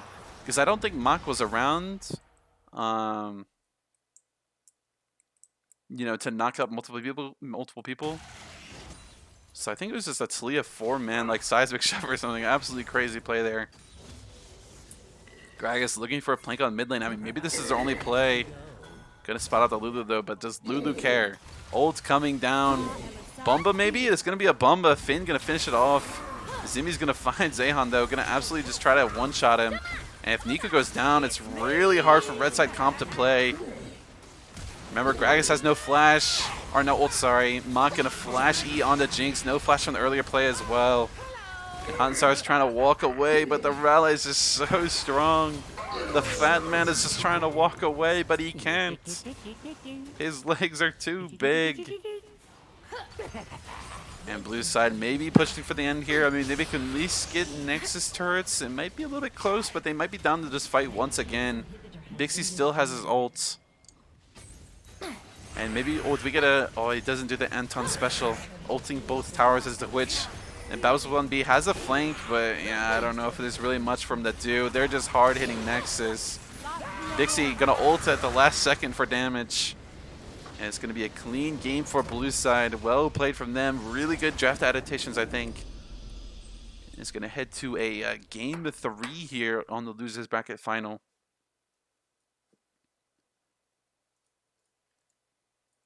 One to one now. So FAKU will get side select. That is the one good upside they have in this game 3, and I guess they have a little bit more, you know, data to analyze with draft. Might be trying to maybe get rid of this Mordekaiser even. I don't know if they can really deal with it in lane. They did target it early, which I liked. I liked that Babbles tried to, you know, gank it at level 4. It's what he should have done game 1, but you know, still kind of got away. Kind of got out of hand for them once Viego kind of, you know, left mid lane.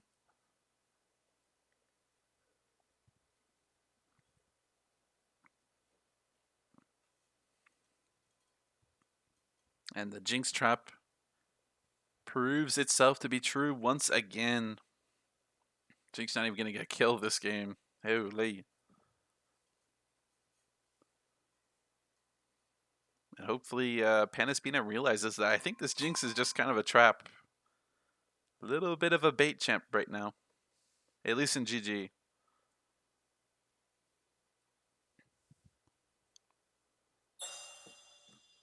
Here we go. Hopefully it's a normal game. Yeah, I think it is. Okay, so yeah, I mean, maybe this a normal game works. Maybe it's just the tourney code games are just absolutely poop. Oh, we started draft apparently. Okay. All right. So yeah, they're gonna remove the Rek'Sai as well as the Mordekaiser this time around. So both of the wind shitters are up. I would assume it's just gonna be probably a Yone early slam. I don't think really Yasuo's really worth the play right now. If you're not counterpicking him like, you know, in some really favored lane for him. So I think it's just gonna be an early Yone slam with Talia, I would assume. I think it maybe go Yasuo. Maybe he's just so confident in it that he can beat Zehan in lane. And he's just gonna blind the Yasuo, but I mean they can maybe go look for Yone or Yasuo on 3. They have that as well. So there's a lot of options they can take here. Maybe they go for Camille on 2, but they're gonna go Yone on 2 for Zimmy, slamming it in when it comes down to it. Put him on his main/1 trick. I'm kind of down.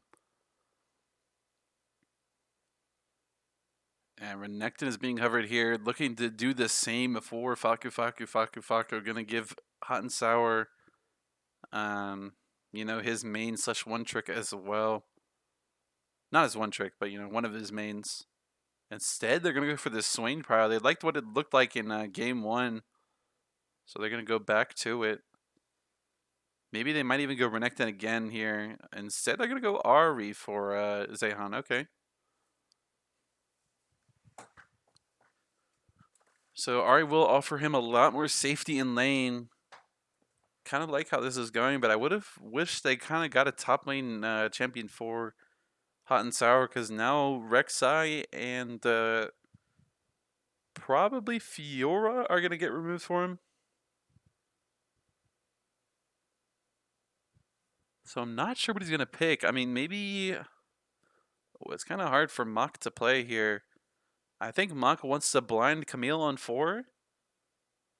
But I think Peter might just lock in Jax is the only problem. I mean, his Jax into Talia and Lulu, so it's a little bit hard. But I think they're looking for the Fiora ban into Camille pick. Karma instead going to be banned away. Okay, they're looking to target Finn now. I haven't seen Finn on really any other champ, I think. Kind of just his classic where he goes to Fiora, or Karma, sorry. What do they pick on 4? They're just going to pick AD. Okay, this is the other way they can go. I mean, what am I saying? They just pick AD. They just go Varus. It's the anti-HP stacking champion. Yeah, me playing Swain into Varus seems really playable, I think. Looks really good here. I think Varus Lulu. Oh no! They had it! What? Oh, and some disgusting champions are being hovered in from FAKU. Here, let me swap sides here. Oh, they had it. I swear they just go Varus and it's so free.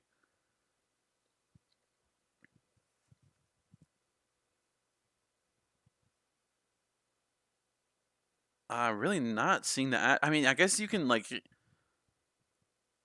if Ash like ever, like dodges Swain E, it's like so like hard winning trade for them.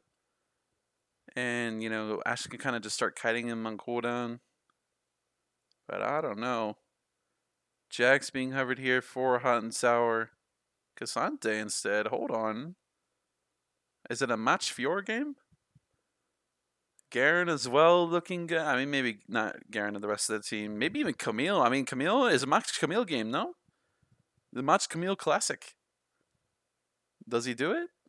I think Camille's really strong right now, and this lane has kind of been one that people have really liked to play. Probably even more so with Cassante changes. Could maybe as well. Oh, I think that Garen's a bait. I don't think Garen could really do anything against enemy other champions. He's gonna go it nonetheless. I think something like the Camille or even Fiora, Gwen as well looks really good here.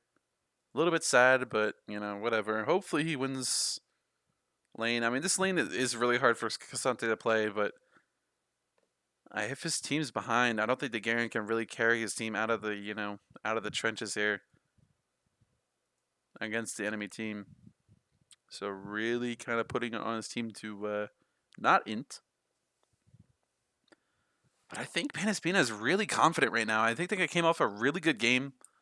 I think they kind of figured out what they need to do in draft and not fall for the Jinx bait. Jinx didn't even get banned or picked this game. Both teams realizing this champion might be a little bit bait in GG at least.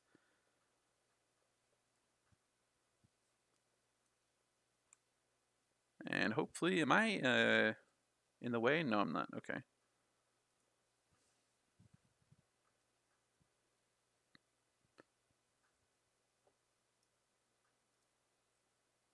Hopefully we start soon. Hopefully.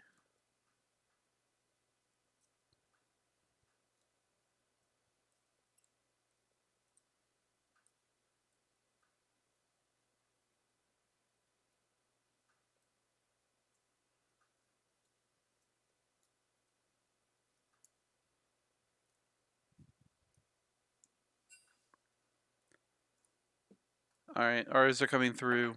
Should start in a second here.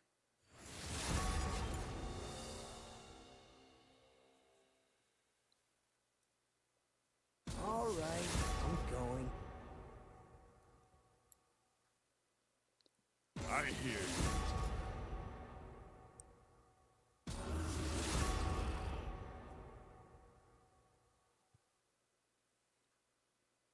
you. You overstep.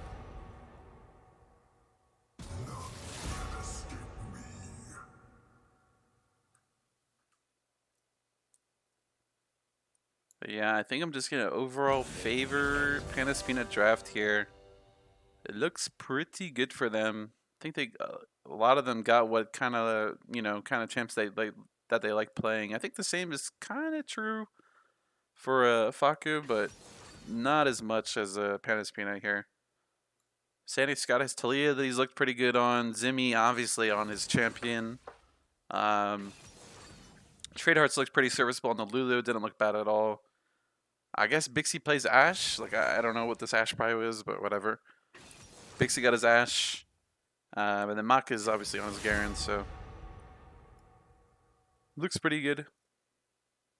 Well, I think only blue side. I mean, they kind of got Swain and Viego. But I don't think the rest of them are really, heavy prioritizing these champions. I think maybe the best one you could argue is Zehan on Ari, but like I don't know. I think they really would like You Zehan have on the all Nico. the choices. Might just not be as confident in laning against something like the Zimmy Yone. Sanic, your Tlee runes are good. I think they're good. I think they're fine.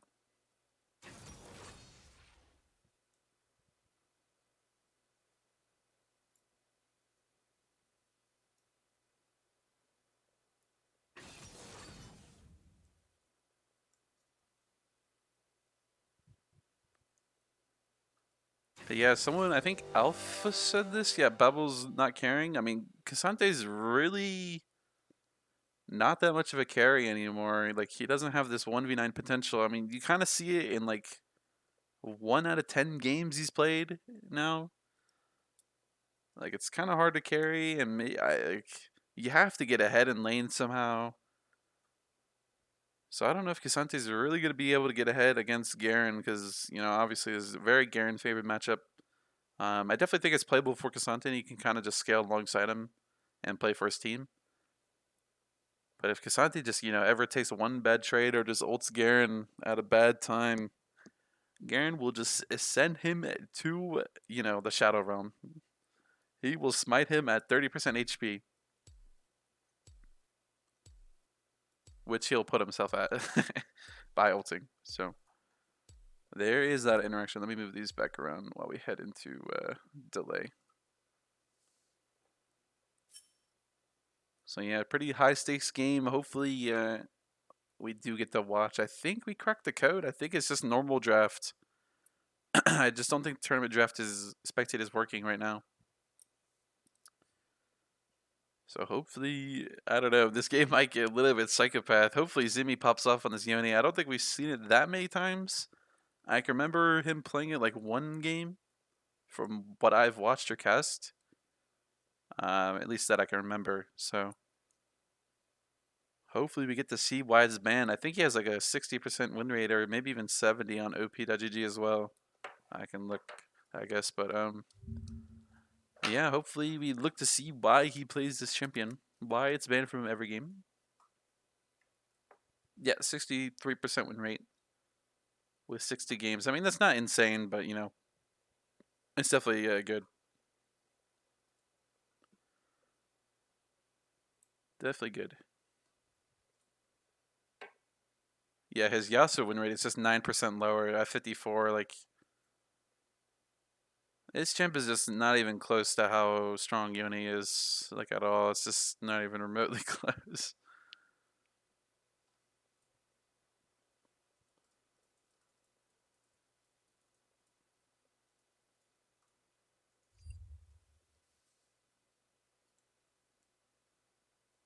Let me look at I'm really curious about why Bixie really wants to play Ashe so bad. Let's see. Ashe is his 7th most played champ. Why would you like Ashe so much? Ashe ADC. Womp womp. I think Varus just looks so broken here.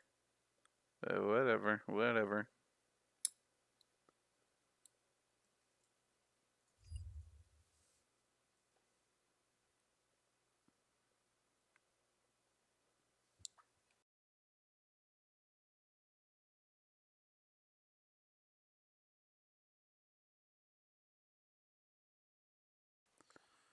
All right. Game 3, finals on the line. I have just hydrated. About to be a banger.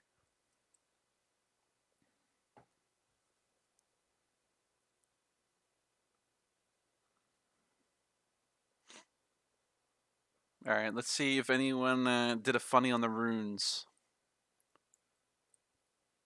Looks like not really. No, nope. Pretty standard. I think the Weirdest thing is like Ashe domination. I guess is like the oddest thing. I don't even know why. Oh, you guys can't even see the game. Hold on. Why is it not updating? Hello. Why does it take so long to like update? There it goes. Alright, yeah, I don't know. The weirdest thing is Ashe has domination, I guess is the weirdest thing. Where even is she? What does he even have? Ugh. Alright, I guess. Like, whatever. I don't know. You do you, bro. You ult every 30 seconds or whatever. And Bowser 1B gonna get spotted by Sanic. Not much that Viego can do at level 1 though, so. Just gonna place his ward down. This ward doesn't even really do anything. I mean, it's gonna spot out this, it'll spot out the one tiny raptor here, I guess is the best thing for him. But I don't think, I mean, Talia can just start a buff on her own pretty freely. No leash needed. So the ward's kind of a waste in my opinion. I don't think Talia didn't even have to ward there. She could have just based it for a sweeper and then just sweeped his ward. It would have shown probably where he started, but I don't think she really cares. But, you know, it is what it is. Talia will just start the red buff for her own. Viego will get a leash. That's a, you know, inferior play in my opinion. You don't need a leash, bro. And Bixie, I think they've done this 3 games in a row. They just start bot lane here in level 1. I mean, this is should just become standard, I think. Especially in GG, I think.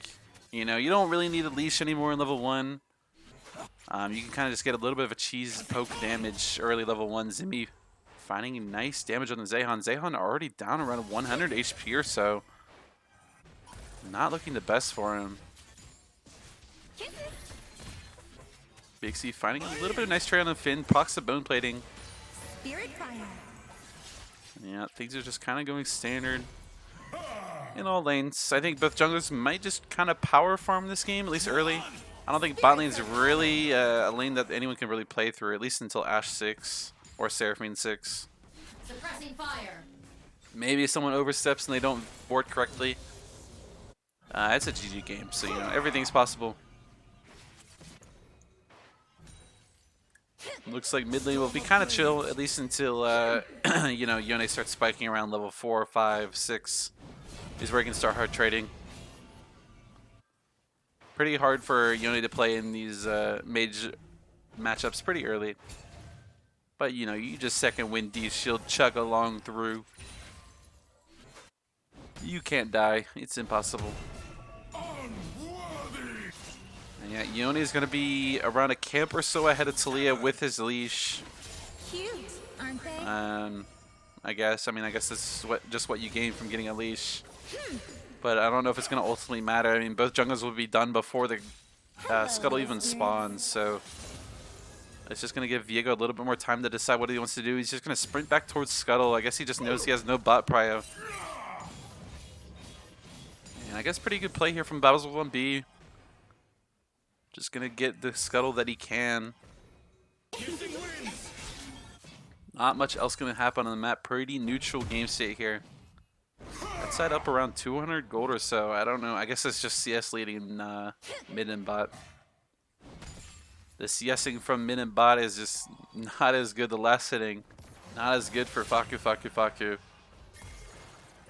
They're looking for a play on Ahri. I mean, with Yone Q landing, it's going to happen. Zehan flashing for no reason. The Yone E, I think it's classified as repeated damage.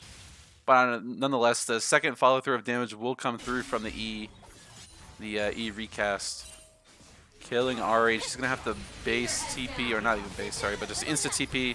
Bixie looking for aggressive play on the bot lane. But yeah, Ashe does no damage. Mach looking for a little bit of aggressive trade. Is down around a level. I mean, he shouldn't really keep extending this. Now Hot and Sour can look for a return. Instead, it's just going to back off. Take his minions and keep scaling up.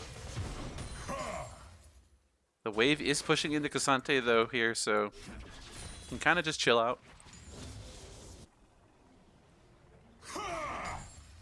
Yone is going to finish his first Berserker Greaves. Or not first, but just... Oh my gosh, the failed control word. Oh, it's disgusting.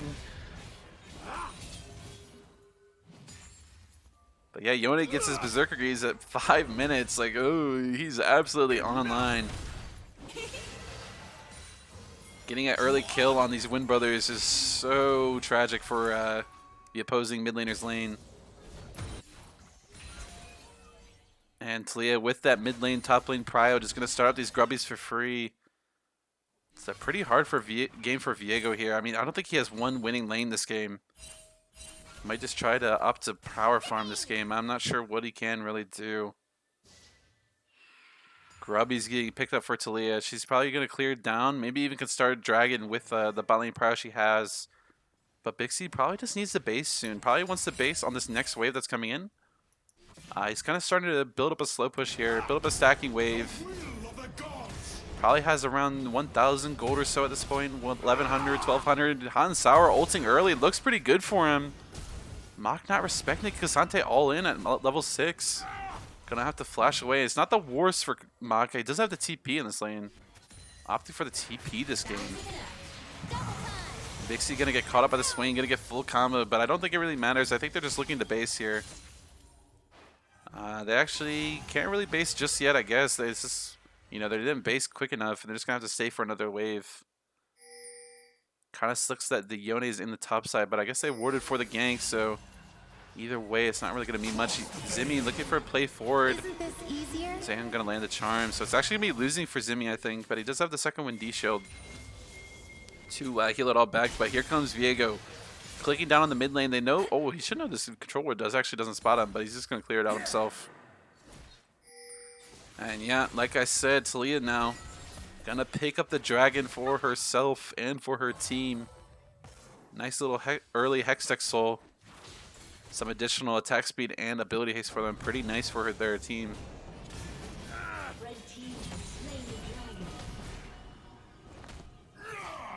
No, you don't. And next dragon will be Ocean Soul, or Ocean Dragon, sorry. So Ocean Soul and Hextech Soul removed from the board. If you're red side, I'm not really sure what you're hoping for at this point. Maybe even a Cloud Dragon. I think the movement speed's pretty good against their team. So unironically, I think Cloud Dragon's the best. Babbles would be doing a nice job of sneaking a few camps here from the Talia.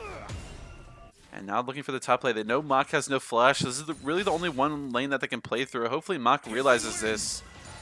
He should know that the Cassante is freezing for a reason. Zimmy getting a little bit damage taken in the mid lane. And yeah, Mach gonna get caught out, but he's just gonna go for it. I think this might be the correct play. I mean, if he gets to the tower, Zimmy not gonna be roaming up from mid, but Sonic Speeds does have ult though, but he's just gonna get flashed on, gonna get killed. A little bit of disrespect coming from Mach, but Thai Korean looking for a play on the Ashe. Ashe only has cleanse in this lane. Kind of surprised he didn't go ghost this game. Oh, and the Seraphine ult gonna land through. Nice little kill coming from Swain. This kind of turns the tides in bot lane a little bit. I think Bixie's just kind of greedy with going cleanse this game. I think you just go ghost and just kind of out-kite everyone. You have a Lulu that can go Mikhail's for you. Like, it's definitely okay. Should have rushed tier 2 boots in this lane as well. The movement speed in this lane is just way too strong against something like the Swain and Seraphine.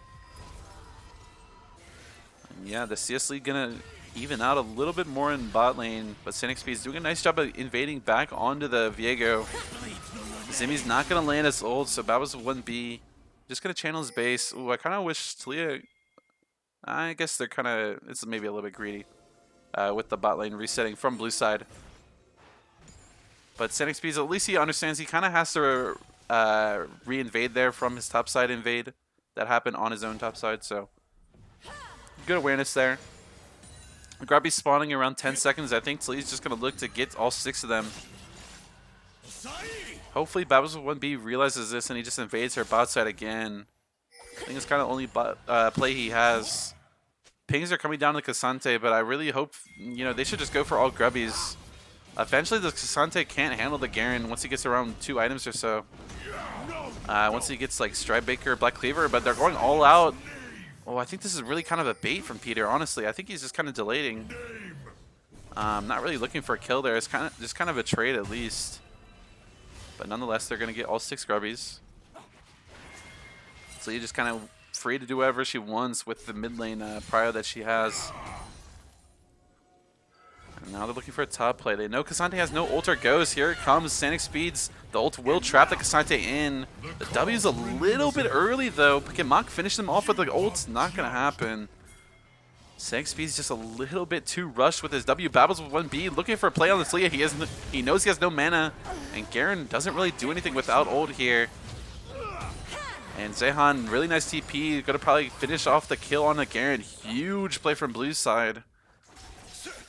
I think Sanic Speed's just kind of griefing with his build 1, but also just Wing way too early. You kind of just have to let Mach go in first, and then once he W's out of the, you know, once he just W's, then you W him.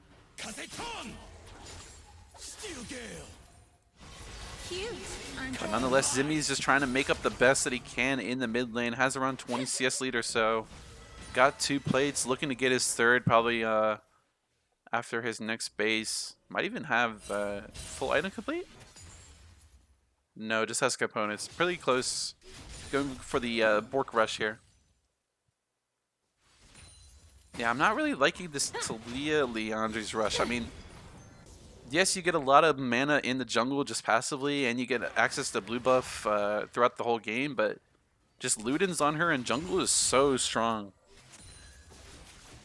And you just like never have to worry about mana again, and there's plays like that where you just don't have enough mana. Whereas if she had something like the Lost Chapter, or even maybe a full item, like, I don't know, it's just free kill for her. Zimmy's just going to ult on the Ahri, she's going to have to flash away. He knows the Ahri ult is down.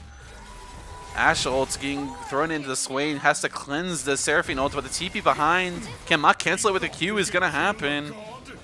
It's going to tell his team to go for it, go for a green light, but he might get Cassante ult in return. Not going to go for it though.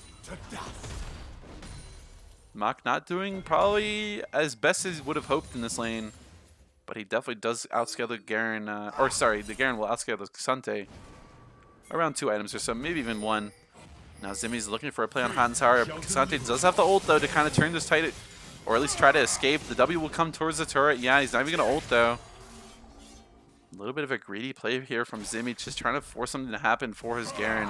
The Garen will pick up a plate though for it. Does have the 6 grubbies, so if this Garen gets out of control in the side lane, like, it's going to be really bad for blue side. Mach needs to be a little bit careful though here. Could get kidnapped across the walls. When the grubbies making Peter stop his base. I don't think he would have based anywheres. Hopefully Mach doesn't get, you know, mind controlled here. Yeah, Mach doing a nice job of not getting mind controlled to walk towards the turret there and greed for the plate.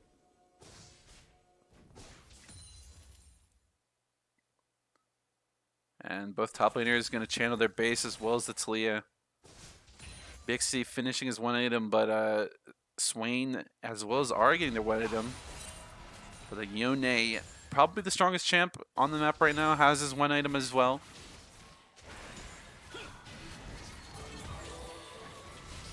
And that was with 1B, kind of hovering for a play here, but looks like nothing's going to happen. Just going to channel his base. Try to cycle his camps once again. Rift Herald spawning around 10 seconds. Talia now hovering for the play, but there's a nice little ward here for the blue side, so they're going to spot her out, but Sanic Speed's doing a nice job of having the sweeper. Going to realize he's spotted and probably just run back towards his top side. It's me finding really nice damage in mid lane. Oh, ult goes wide. This is really not you know, representative of the 60% win rate Yone. And Mach needs to be careful though. He should know all the blue side members are coming for him. Cute, aren't they? And the Rift Herald's just gonna be taken. I don't think they can really stop it from happening. I think Sanic might ult in to try to stop the play, but I think it's already gone here. This is gonna get smited in about 1 or 2 seconds. Yoinkies for Battles with 1B, but Mach's trying to start a play here. Battles with 1B is gonna ult away, so it's kind of green light here for red side. Hot and Sour is caught out in the Baron pit. Tried to E over the pit, but Zimmy, nice flash, gonna kill him before he does so. Bixie roamed up for this play, so the blue side bot lane is going to get some free time against the bot tier 1. But instead, the mid tier 1 will be getting taken. It is a bit of a tower rush now. Whoever gets the mid tier 1 first, or the tier 1 in general first. And they're going to look for a bit of more damage on the tier 2. I don't think they can get the full thing. I mean, they do have the 6 grubbies, so they might be looking for that. But they're at least going to get around 2/3 of it or so. Really nice damage for them. So if Zehan ever leaves this lane and Zimmy's just somehow in the mid lane, it's going to be a free mid tier 2 for him. So FAKU needs to be really careful that Maka getting his mid tier 1 as well. Or top tier 1. Why do you say mid tier 1? But yeah, things kind of turning here for red side. Zimmy doing a nice job of transferring his lead. I think it was kind of well played there for Maka to just kind of start running at them, starting a fight. I think there shouldn't. Ooh, a nice play coming here from Zimmy. Gonna force the Ahri ults. As I was saying, I think blue side just shouldn't have been scared of the Garen as much as they were. I think they just have to kind of full stun on him before they get there. And then they can try to run after that, but I don't know.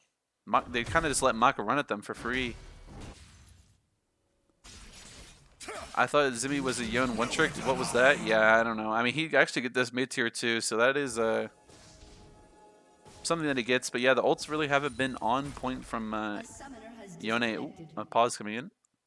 Should be starting back up pretty quick here. I think he already reconnected. Maybe not. Yeah, there it goes. But yeah, nonetheless, the Yone is farming really well, so there is that. He just has a natural lead over his mid laner in that sense. And everyone else in the game. And this Bork will actually help him, you know, be able to 1v1 against the Cassante. And this is just going to be the pause after the pause. It shouldn't last that long, but it's just pretty standard. Let's the spectator delay catch back up. There it goes. And that was 1B looking again for this lane gank. Basically needs to be a little bit careful here. And Mach looking for a little bit of a trade. I don't think there's really much that he can do against Cassante 1v1 until he gets the Black Cleaver. If he's going to go for it next item. I think it's pretty good against the enemy team. Just gives you a lot more movement speed, HP, AD. It's kind of everything that Garen wants against his enemy comp. And looks like a 3v3 is going to come about here. Trade Hearts going to get comboed, but Bixie looking to kite out this Viego. Flash coming on down. Trade Hearts will get picked up for the Viego. Gets the reset. They're looking for Mach now. Zimmy he's looking from behind, but you know, kind of hard for the Yone to 1v5 here, but the angle is kind of there. The Yone E ult forward. Sonic speed is going to get a little bit more position. Ults not going to give him enough. I kind of saw the angle though. The ults, 2-man ults, but he's not going to get much from him. He's getting perma CC'd. The tower shot should kill him with the W1. The minion's going to actually save his life. Battles with 1B actually going to kill him with the flash.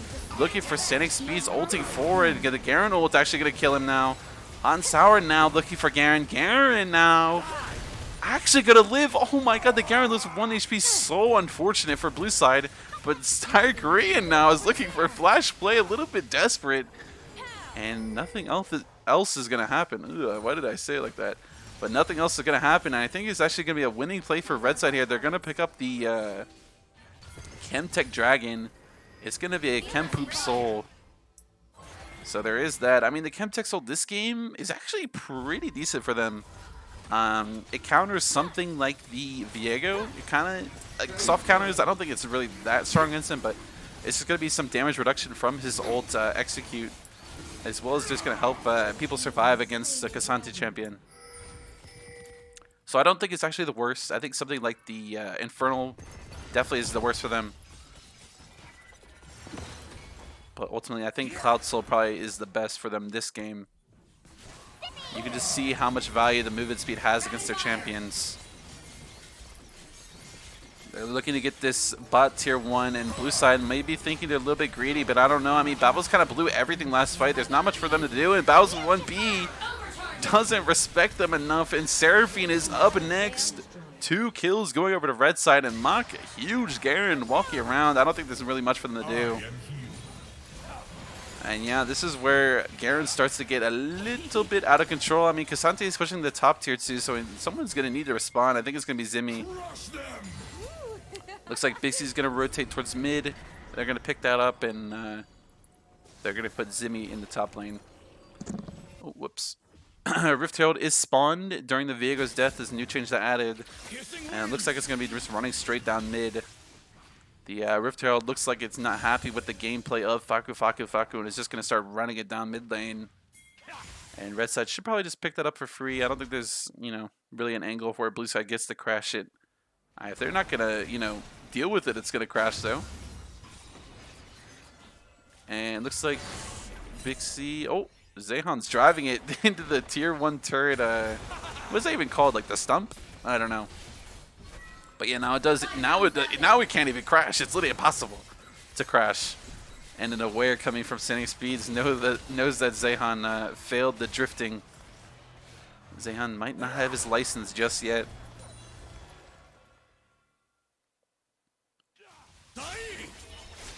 And yeah, some champions starting to pick up their second item. Some people still standing on components. This Cassante does finish his 2 items though, but I think Garen at this point is just a lot stronger than this Cassante. And I don't think Cassante can really stop the Garen from either doing what he wants on side or even just fighting him anymore.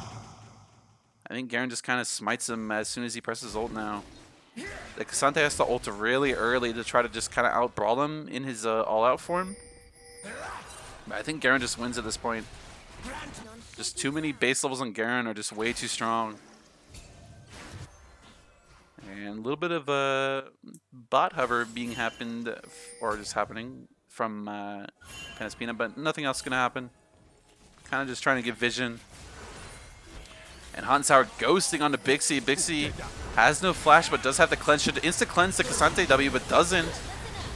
And Zimmy is kind of caught here. Huge play from blue side, but can Zimmy do stuff? He's going to get Lulu ulted, but the Garen ults going to land on the Viego, but they get the Yone in return. Zehan looking for more in the Standing Speed. Standing Speed has no flash, no stopwatch, and that's going to be the kill going over to the Swain.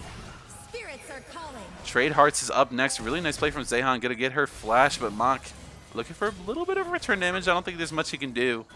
Trade Hearts should just walk away. There's not much Lulu can do, man. Just literally just base. Like, Lulu can't do anything on her own.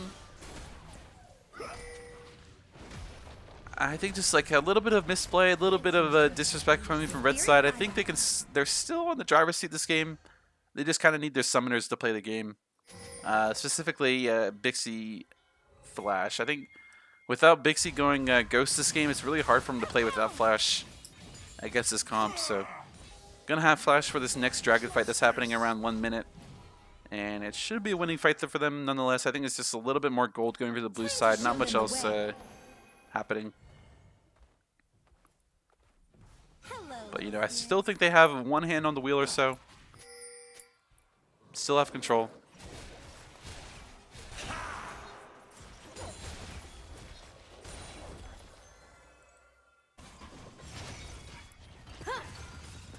And yeah, second item completion is now coming in for Panaspina.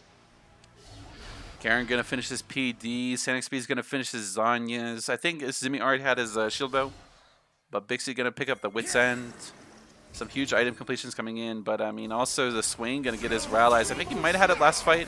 I think I saw the effect, but they're gonna get Ari ult really early. Huge win for them.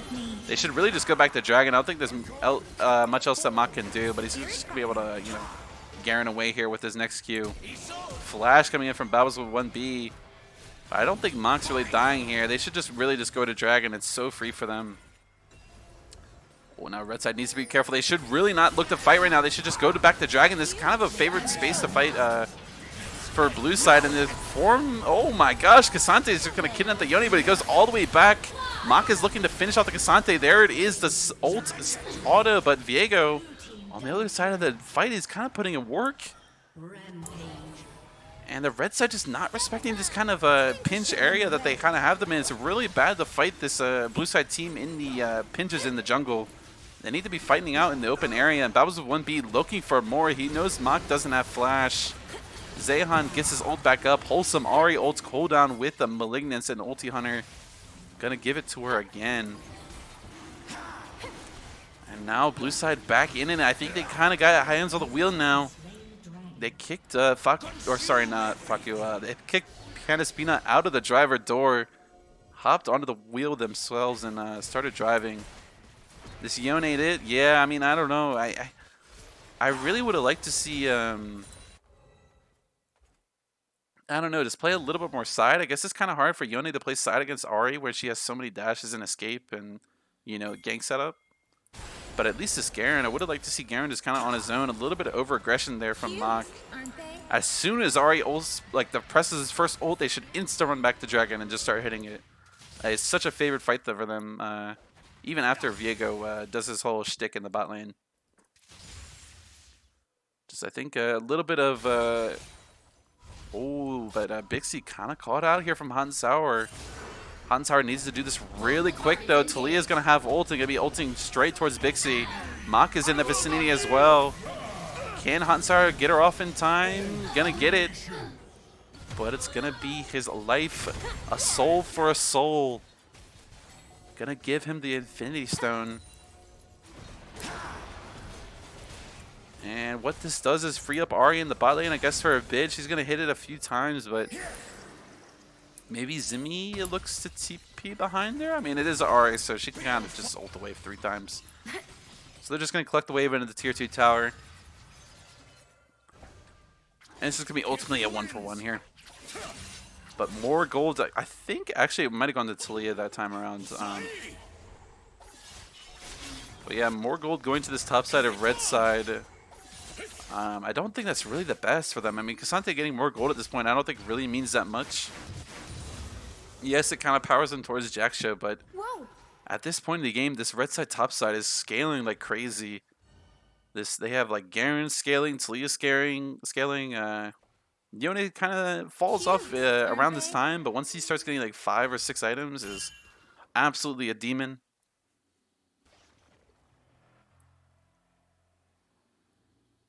But nonetheless, Ari gonna finish her 3rd item now. Ari really strong. Has the Crypto Bloom, offering some additional healing for her team on a kill. Can I not throw out analogies? Like, is that not allowed? I'm trying to work on my analogy game here. But this Yone has 3 items, kind of silently starting to build up a lead for himself. Has a Triforce Kraken in Steric's Gauge. Can probably 1v1 anyone on the map if he plays it well enough.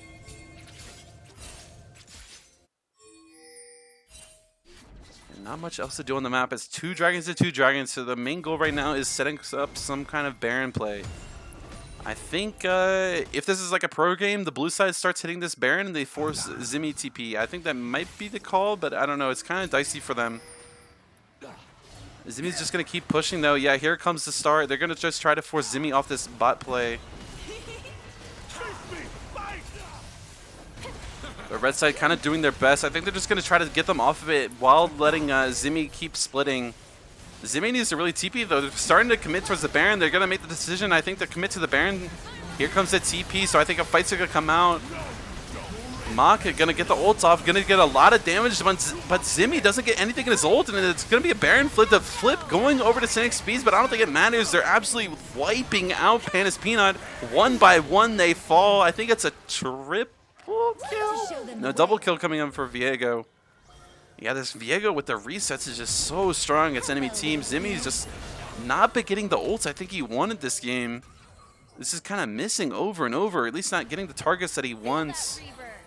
That time missing out on anyone. Oh, a little bit of a pause there.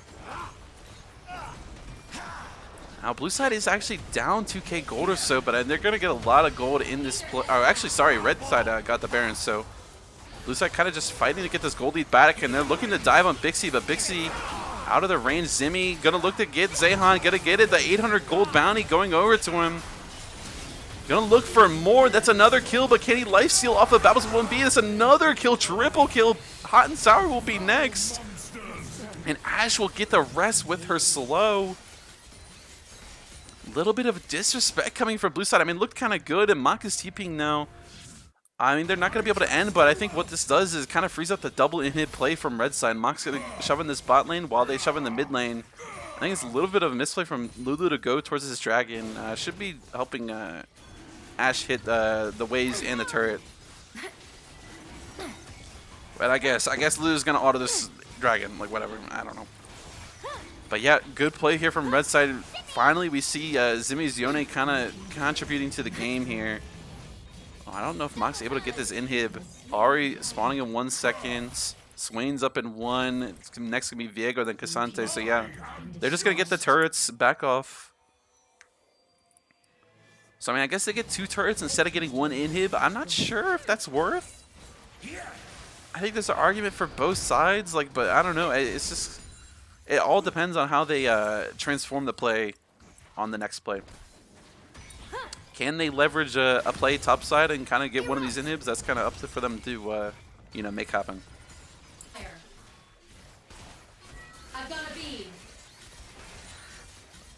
There's no neutrals, not like inhibs help much? Not really, because what the inhibs do, it gives you natural push 1, but it also lets you push people further into their base, and that gives you more control over the map. So what they can do is just push them back, back, and back, because they have no turrets to fall on. So naturally you're going to be feeling unsafe on the map. And that gives them vision control over the, you know, their own jungle. That gives you their own jungle camps. That gives you, you know, pryos on the neutrals. So getting something like at least 1 inhib, I would argue, is probably better. It's just kind of unfortunate. I don't think it's like kind of a misplay. I think it's really on the Lulu, if anything, not hitting the mid wave with Ashe. But also that's a little bit, I don't know, it's hard to calculate. But either they make that play. Oh, Zimmy looking for play mid, but you know, not much can happen. Can he one-shot this Swain? Oh my gosh. I thought he was about to one-shot the Swain. The Bork doing so much for him against that champ. But yeah, I think maybe it's better if Mock just goes mid, but it was a nice idea from Mock to try to get 2, I think is what he's going for. But it's just a little bit, not enough time for them. And Bowser 1B gonna get probably spotted here from Yone. So yeah, this is kind of what an inhib taking would do. It'd be even worse for them, but what the red side can do now is kind of live in their jungle and suffocate them by vision, but also taking their camps. And then this leads to, you know, they're probably going to play for this top 2-2 eventually, I would hope. Probably what Mock's calling for is play for me, guys, but oh, Hot and Sour kind of doing a nice job of spawning out Standing Speed. Standing Speed should just flash over the wall. Gonna do it. Nice, you know, respect there from Standing Speeds. And yeah, they're going to be playing for Mock here ultimately. Going to give him a 3-2-2, but they're looking for Hot and Sour now in the bot lane.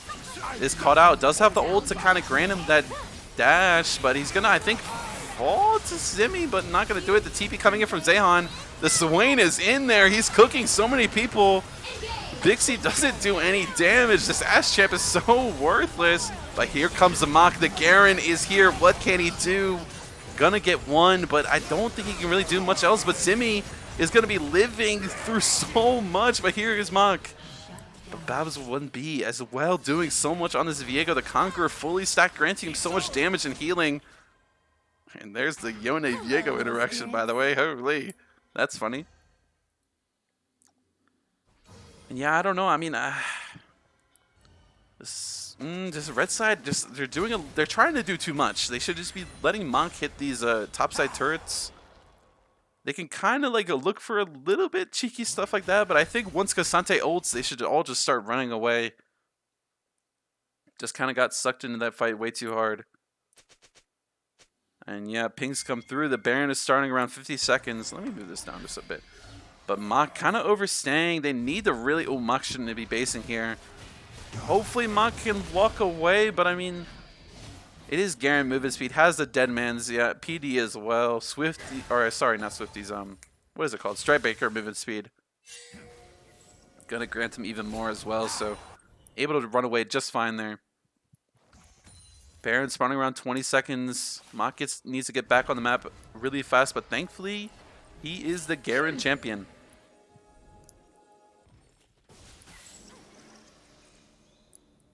And yeah, now with this play, I think Red Side's just it's kind of hard to push into these, you know, not visible jungle spots.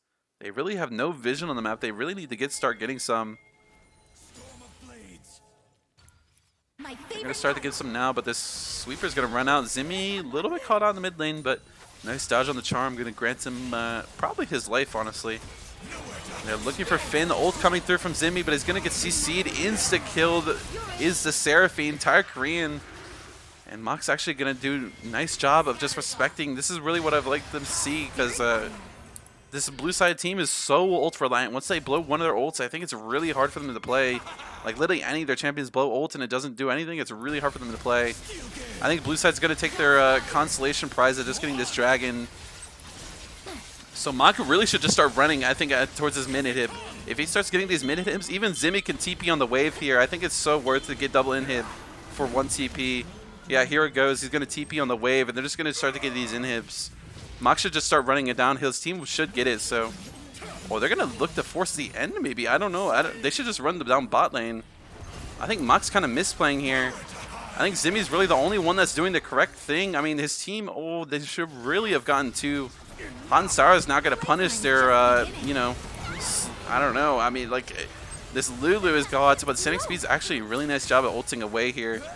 Level 16 Taliyah covers around half the map.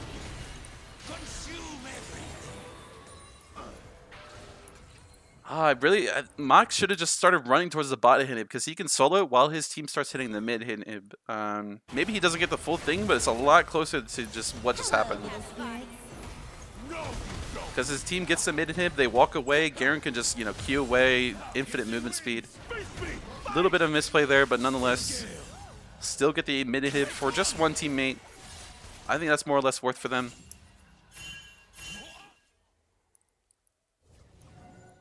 Red side up around 8k gold or so now. But Scenic Speeds doesn't have flash just yet. The stopwatch might just buy him enough time for that flash CD to come back up. Well, entire Korean not respecting how much burst they have. Flash coming in from Scenic Speeds might be a little bit too aggressive though. I mean, he's just going to get absolutely one shot. But Zimmy is here. How much work can this Yone do? This Big C guy's going to get one shot. Mock is going to be next. Babbles with 1B doing so much work. But can Zimmy, how much damage can he output? How hard can he carry this fight? I don't think he really could do anything. Oh my gosh, he actually got smited. Oh no, this not really able to close out this game. I think Scenic Speed is just playing a little bit too disrespectful. Thought he had the Psycho play. They need to play really slow. I think they're just playing way too fast. And now, you know, this Lulu was the only one that died on her team, and now her whole team's dead. Like, I don't know.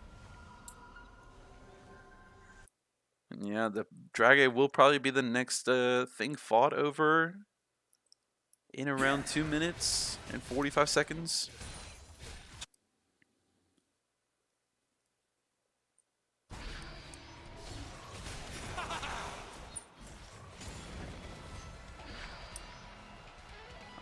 I mean, this mid inhib should respawn before this dragon respawns, so the game state will be eventually neutral, I think. I think it's kind of even, unironically. Because so many flashes from red side are down right now. They have no Ashe, Yone, or Taliyah flash. And with those down, it's really easy for Diego and Ari to play these team fights. Even Swain really benefits from no one having flash. So once his mid inhib is up, I think it's kind of fair game. Kind of a banger here for the final game of the series before the winners final. Oh, whoa, whoa, whoa! Oh, I got it in time. I got it. Holy, I'm the GOAT. Why does it do that, man? Like, don't do that. Hold on, let me pull up the game. Dude, why does it do that? Holy shit. Yeah, I alt-tab to my OBS and I got in time. In the meantime, I guess Peter just got caught. Sorry about that. I don't know why it does that. It's so annoying. But I don't think they can really end the game off this unless someone missteps from the blue side. I think they're just looking to fish for any misstep. Here comes the misstep fish. Taliyah's not even going to look for it. When using... Oh. Yeah. I think Red Side's just gonna back off eventually. I mean, they can kind of keep them in their base though, but I mean, what you would want to have is just someone in the top lane, pushing out this wave slowly as you kind of suffocate them in their base. But I mean, they might be looking for end. This is a really, you know, I think kind of greedy play, especially on a Game 3 series game. Oh, Zimmy's kind of caught out here. Art doesn't have ult though. So yeah, I think they're gonna finally concede, go back to this dragon, take their prize of the soul. I mean, it is kind of poop soul. So there is that for blue side. But nonetheless, it is a soul. It's an option to have client open. Yes, I see. Oh my gosh, Thai Korean. See, I think Zimmy should just really just run here. Like, I don't know. Just extending this play further, it might not be good, but I mean, I eat my own words, I guess. It's like a good play for red side. They're going to find the Cassante. Cassante is good Lulu ending, but Viego is kind of ultimately their only carry. And Mach probably just going to smite out this Cassante. Boom, there it is. That is why we picked the Garen and Cassante, and they're going to look to finish for the end. They're going to pick up the mid inhib. The turrets are next. Only Finn is here to stop. What can he do? It's a full double wave. I don't think there's really much he can do. Scenic Speed's going to be stop watching for fun. I'm not sure. Zimmy going to land a Q through the Nexus. Going to pick up the kill is Bixie. That's going to be game and series for Panda's Peanut. I think it's a little bit, maybe of an upset. I'm not sure, but huge game for them. Going to be heading to the in-person winners finals, grand final, call it what you want, the grand, you know, the final of the tournament. It is what it is. And that is going to be the series. Holy, kind of a banger series. I mean, we kind of missed out on the last, what is it? I don't know, like 10 or some minutes of game one, but besides that, it was a pretty good series to watch, and I think we kind of figured out the replay issue. It was just it being, oh, I probably shouldn't have done that, but of it just being through the tourney thing. Oh, did I lose it really? Oh my gosh. I might have lost it. It's cooked.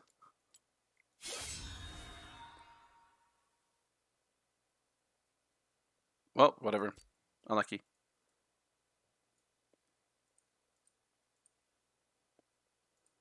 But yeah, I mean, they're gonna win out this series. Do we want to do an interview? I mean, I don't know. That's kind of a banger series. If they want, if they don't want, sure, it is what it is.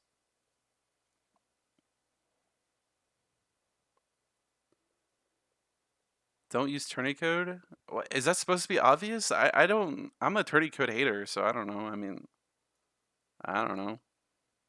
I've always been a tourney code hater. Just start up, do like blind pick. Why don't you just do blind pick? We already do drafts. Like, just who cares?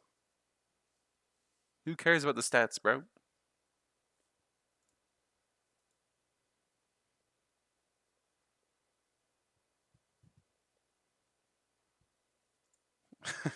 And Peter updated his message set in or sent in the streams channel. Might as well not watch. It'll be a fast 1-2. He says. Yes, of course. Well, I don't know. Do they want to do an interview? I mean, I'll give them a few more seconds to say anything. I don't know. I mean, they don't have to. It's up to you guys.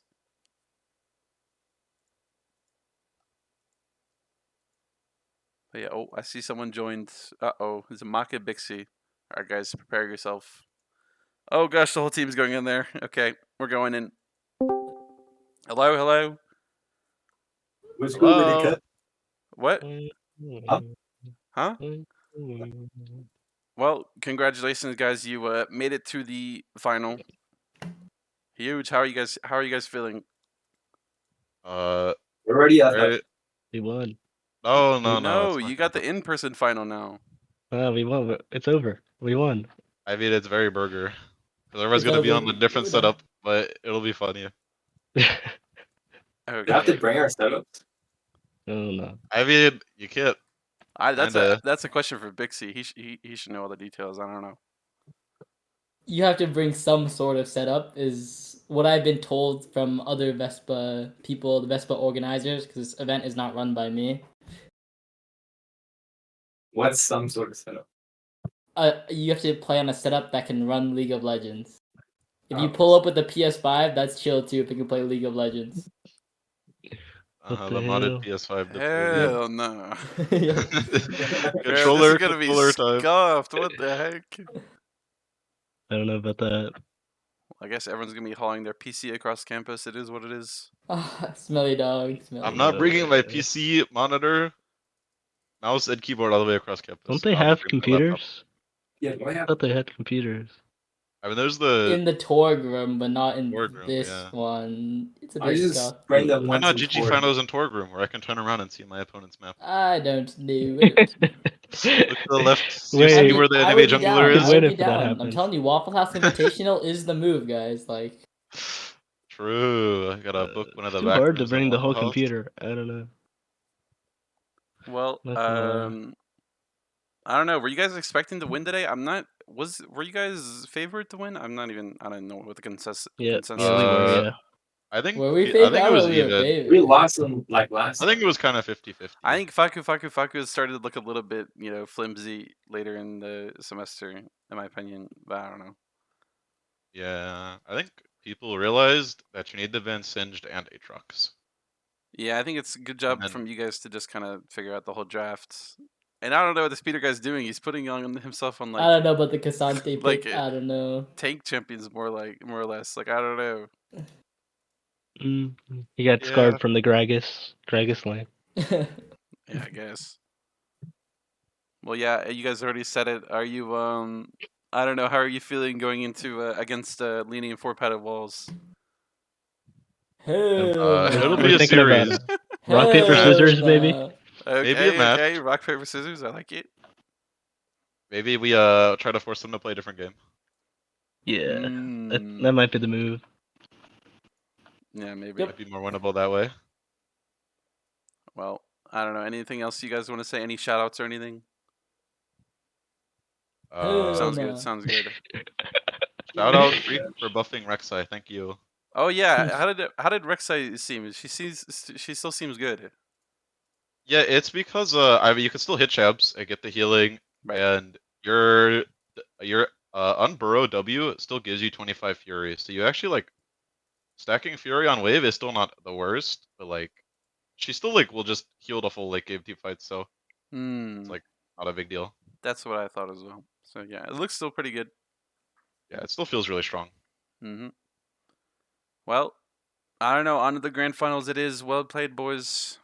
I don't know. I ain't got nothing else. I'm cooked. Yeah.